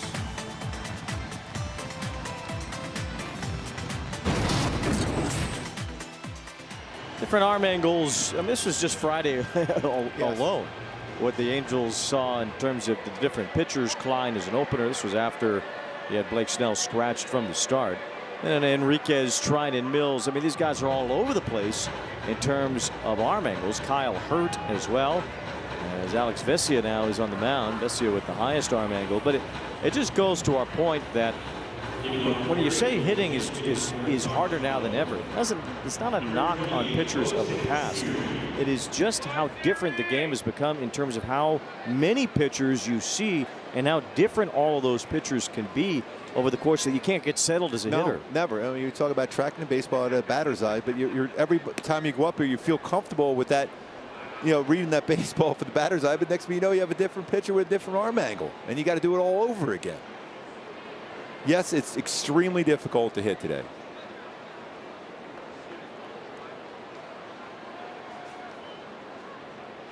Jose Siri is the pinch hitter for Josh Lowe against Vesia here.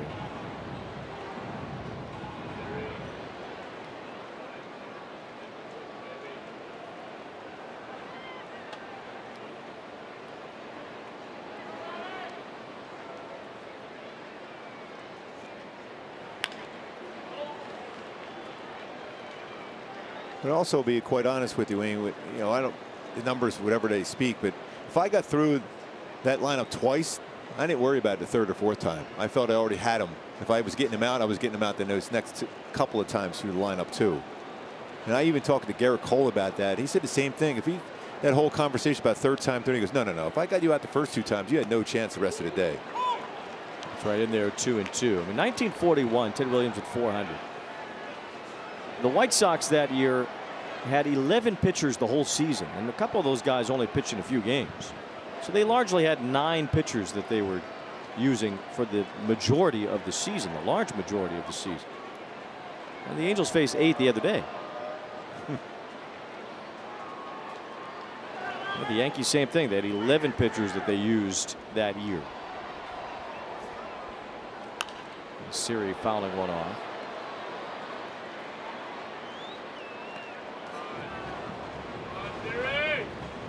I mean, it's just a completely different atmosphere when you're facing new pitchers all the time. And the Angels have already used 10 starting pitchers this season, with Rodriguez getting his first start today. 3-2 the count on Siri. And last year the Angels were pretty blessed with starting pitching health. They had their 5 starters go through the entire first half of the season before they had to dip into some depth. That has not been the case this year. Siri punches out as Vesia gets the first out here in the 8th, and we'll take a ride with Kia.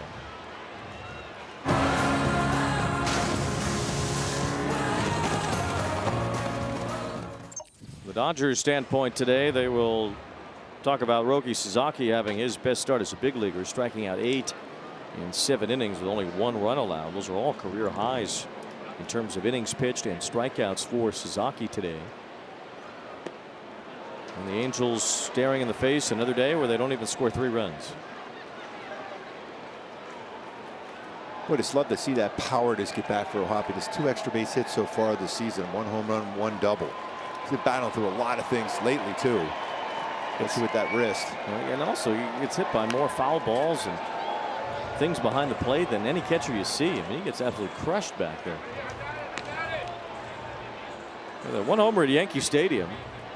He's got a double as well. That's been it in his 86 at bats. 19 home runs last year.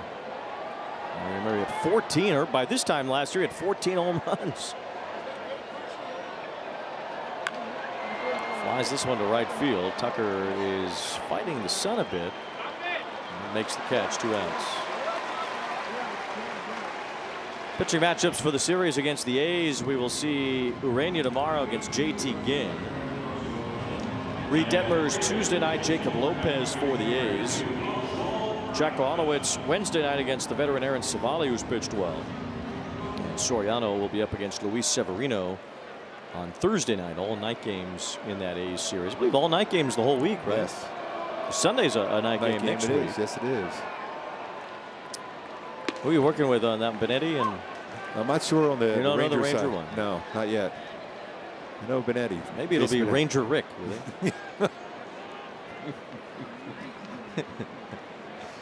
Yeah. 2 outs. Oswald Peraza batting for Frazier.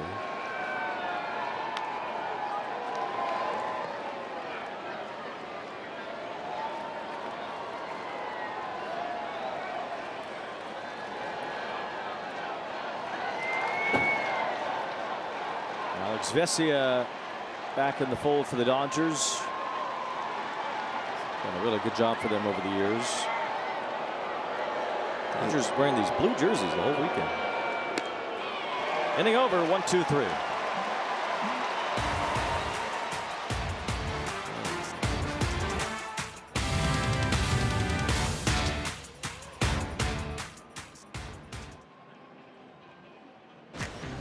Halo fans, join your Angels, the Big A. Upcoming games, exciting matchups, giveaways, and more. Angels.com/tickets.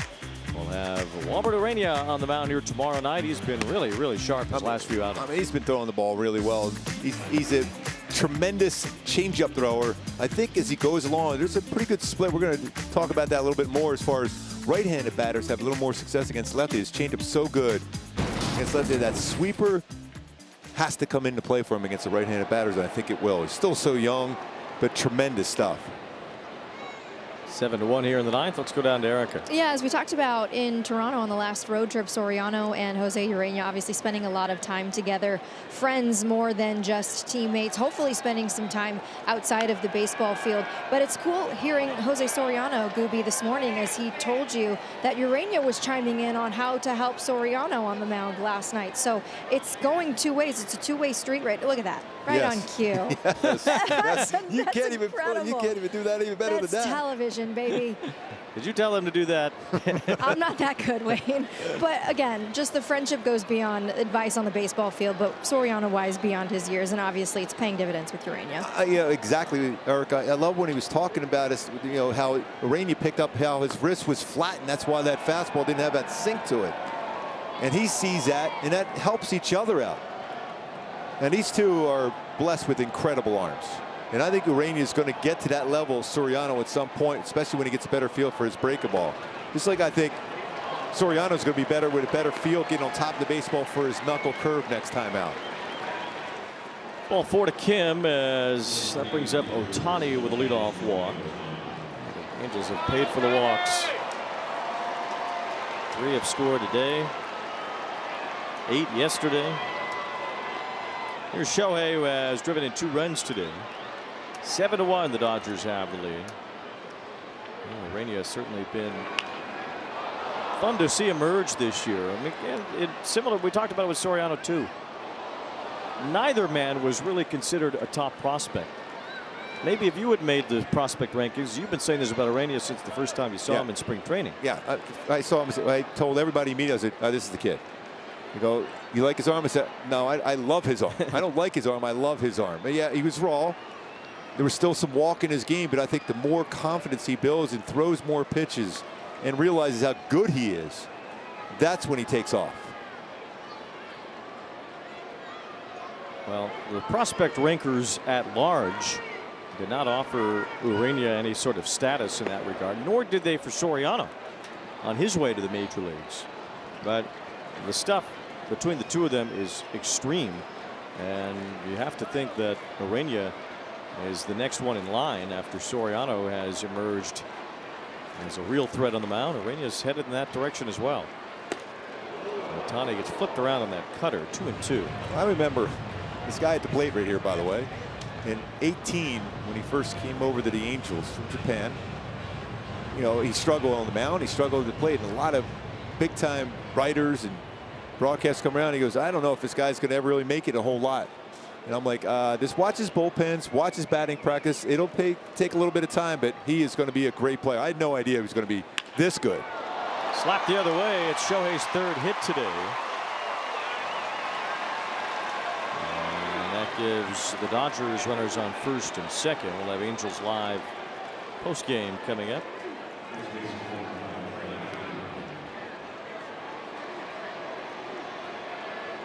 And going the other way on that one, it's going back to Shohei. They were like, there's, inconsistency throwing strikes. Remember in 18, same thing swinging the bat. But if you watch his batting practice bullpen session, you knew he was going to be special.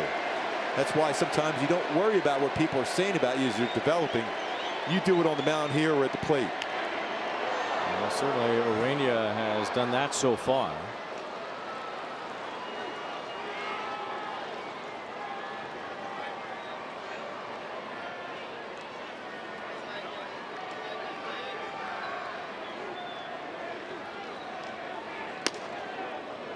Freddie Freeman is hitless today, walked and scored.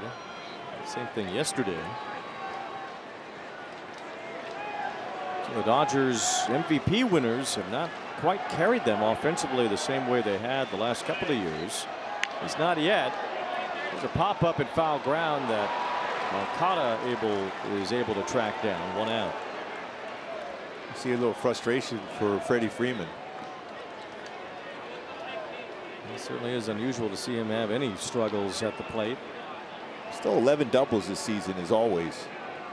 He is a doubles machine. He's 40, 50 doubles every year, sometimes getting close to 60.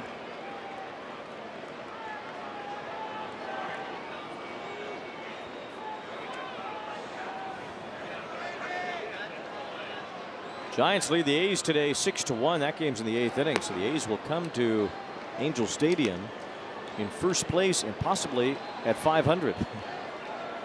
Unbelievable. Mariners play the Padres tonight. They're on NBC for Sunday Night Baseball. Mariners are 3 under. Texas, they beat Houston today 8-0. The Rangers are 2 under. The Astros are 10 under. Angels will be 15 under. So why, when you even go back to the Padres, I mean, they haven't really been on all cylinders as far as on the offensive side yet. They're playing very well. And they're only a half game apart from the Dodgers. San Diego with Lucas Giolito making his Padre debut tonight, facing George Kirby in that Sunday night game. It started off slow for Giolito last year with the Red Sox, but he pitched really good at the end of the season for him. It took a while to get a job. Yeah, Padres signed him a few weeks ago and put him through a minor league ramp up. Grounder to third. Moncada gobbles that up, throws to second for one. And the return throw is too late.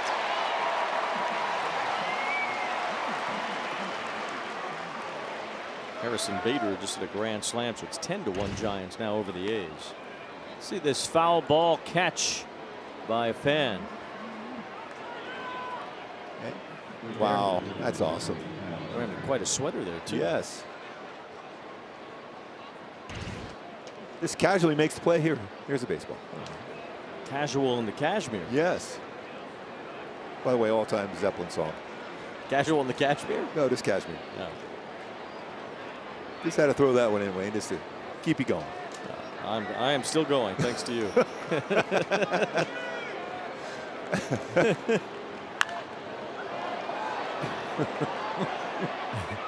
Dodgers have 7 runs on 9 hits today. They've outscored the Angels 28-3 now in this series.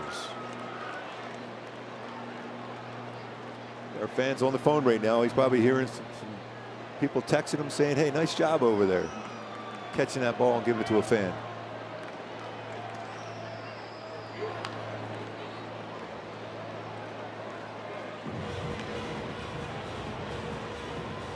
There he is. Beautiful.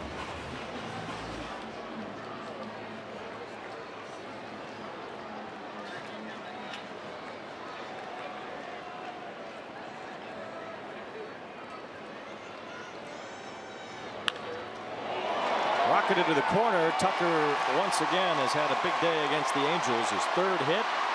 Dino Ebel's just waving everybody around. It is 9-1 on a 2-run double.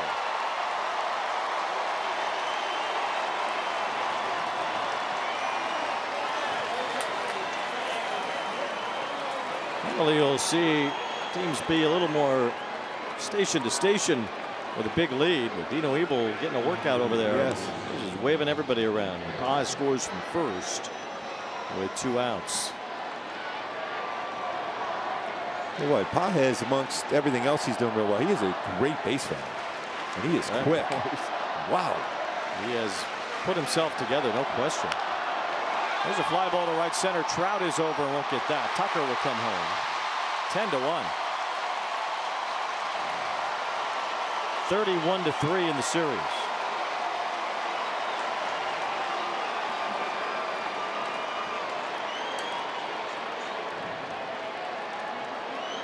And a position player to the mound once again. Ryan Johnson can't finish the 9th inning here. Actually, it's sprayed Mike Maddox, so this will not be the end for Johnson. He'll stay out there for at least one more hitter. As Johnson worked a 1-2-3 8th inning, got the first 2 outs here in the 9th. The Dodgers with 3 more 2-out runs. They have scored almost all of their runs today with 2 outs. Just 1 out of the 10 with less than 2 outs.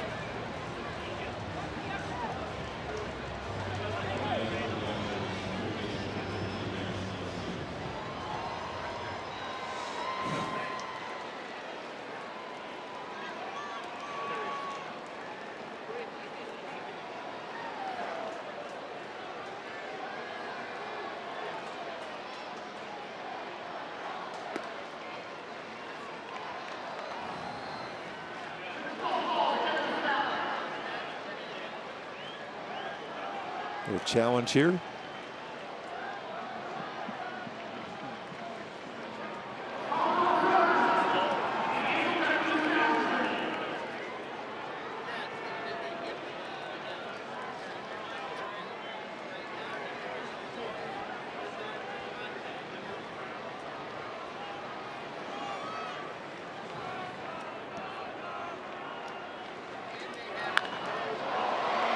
Foul ball, 0-2 on Muncy.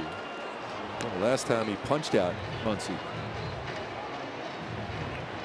It's a cutter. Got him on a splitter. It's the First batter that Johnson faced was a Fermin, Mitch Ferris, Kirby Yates, and Johnson in the 8th inning combined for no runs allowed. Dodgers haven't scored since the 4th inning until they put up these 3 runs with 2 outs in the 9th.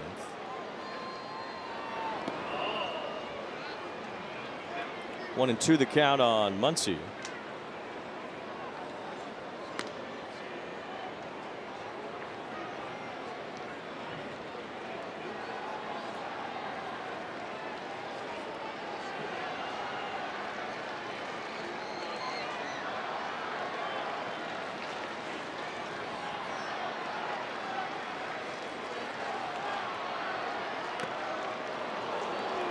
There's a strikeout. Muncy's 3rd today, and that ends the inning.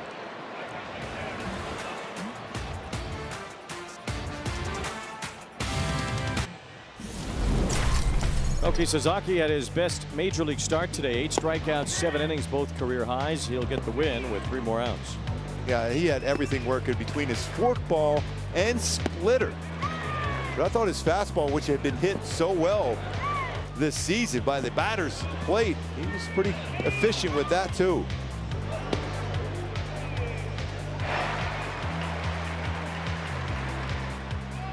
Toyota player of the game, outstanding performance by him.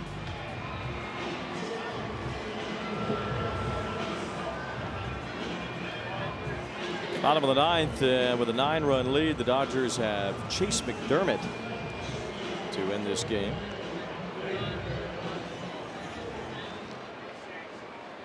Garcia worked a perfect 8th inning with 2 strikeouts. Angels have punched out 10 times now overall.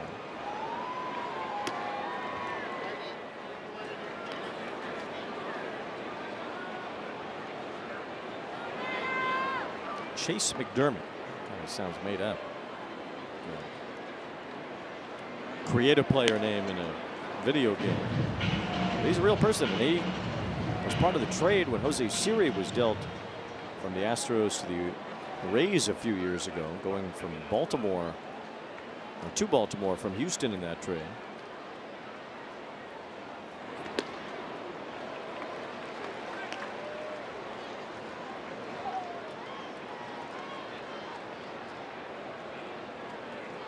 His brother played in the NBA for a minute, Sean McDermott.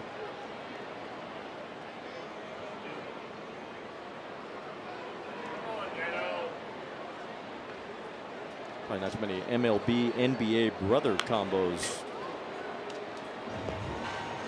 all time.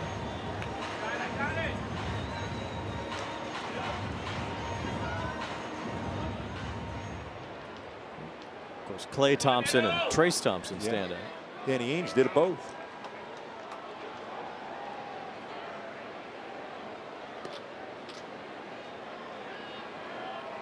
You do have Daryl Miller, who was with the Angels. Yes. And is a sibling of 2 great basketball players. Very much so. Reggie Miller and Cheryl Miller. That's about all I can think of. And Monty and Shaquille Harrison. And Monty Harrison did not have much of a baseball career. Going back to our Hyundai key to the game today. This is what I'm talking about. Something to believe in. That relationship, those 2 young, tremendous arms for the Halos. Urania on the mound tomorrow against the Athletics. Soriano off to a great start. These 2 really help each other a lot. Something to believe in as far as those young arms progressing for the Halos going forward. Tough one today. We got Urania on the mound tomorrow. Well, it's been not just a tough one, a tough 3 against the Dodgers, and they're going back now to a 5-21 stretch. Still just hard to believe that. They were 11-10. When you look back to that energy in Yankee Stadium, where you could have actually won all 4 of those games. Could have had a 6-1 road trip. Popped up. This is on the way to being the 6th straight game for the Angels with 2 or fewer runs. Longest streak since 2007. 8 out of 9 and 17 out of the 26. Angels have only scored a total of 72 runs, or 73 rather, in the Last 26 games, so that's 2.8 runs per game. And a stretch that is now a month long. The Angels beat the Padres 8-0 to go to 11-10. And that was on April 17th. So now today, May 17th. They have won just 5 games since then.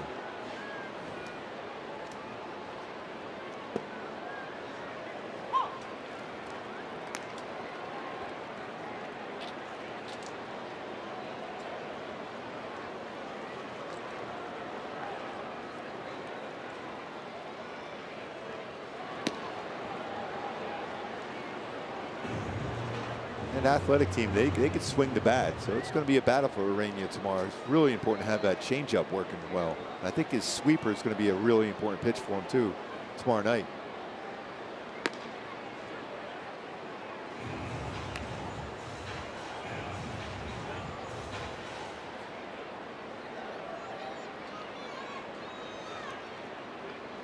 JT Ginn will be the starter for the A's. And Shawnoel lifts one to the right field corner, deep down the line, and foul.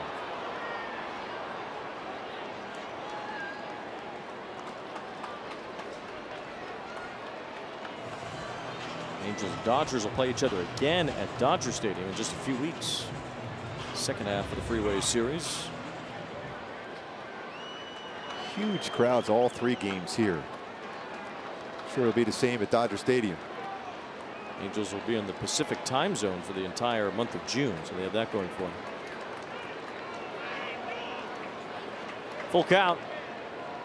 And a liner keeps this one going with a base hit for Shawnoel, his second today. Good to see that from Shawnoel. That's his swing right there. That line shot the other way. 2-hit day.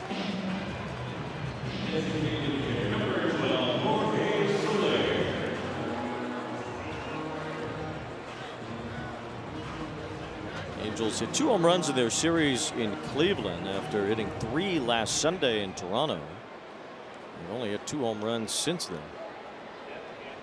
None in this series, and again at home they just cannot drive the ball. This one might end it. Foul ground for Freddie Freeman. It's a Dodger sweep at the Big A. Some revenge for last year when the Angels won all 6 between the 2 stadiums. The Dodgers take all 3 here at Angel Stadium. 10-1 the final today. Boy, a lot of positives for the Dodgers. Baez had a great series. Shohei Ohtani started swinging the bat last couple days, and they just did everything well, especially with 2 outs in the entire series. The Angels were outscored 31-3. Dodgers at 9 2-out runs today, and they win by 9 here at the Big A.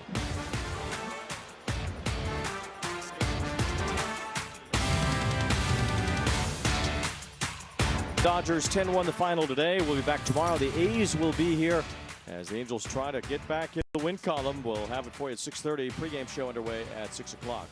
Angels live postgame presented by Kia is next with Ken French and Tim Salmon. For Gerby and Erica, I'm Wayne Randazzo saying good night.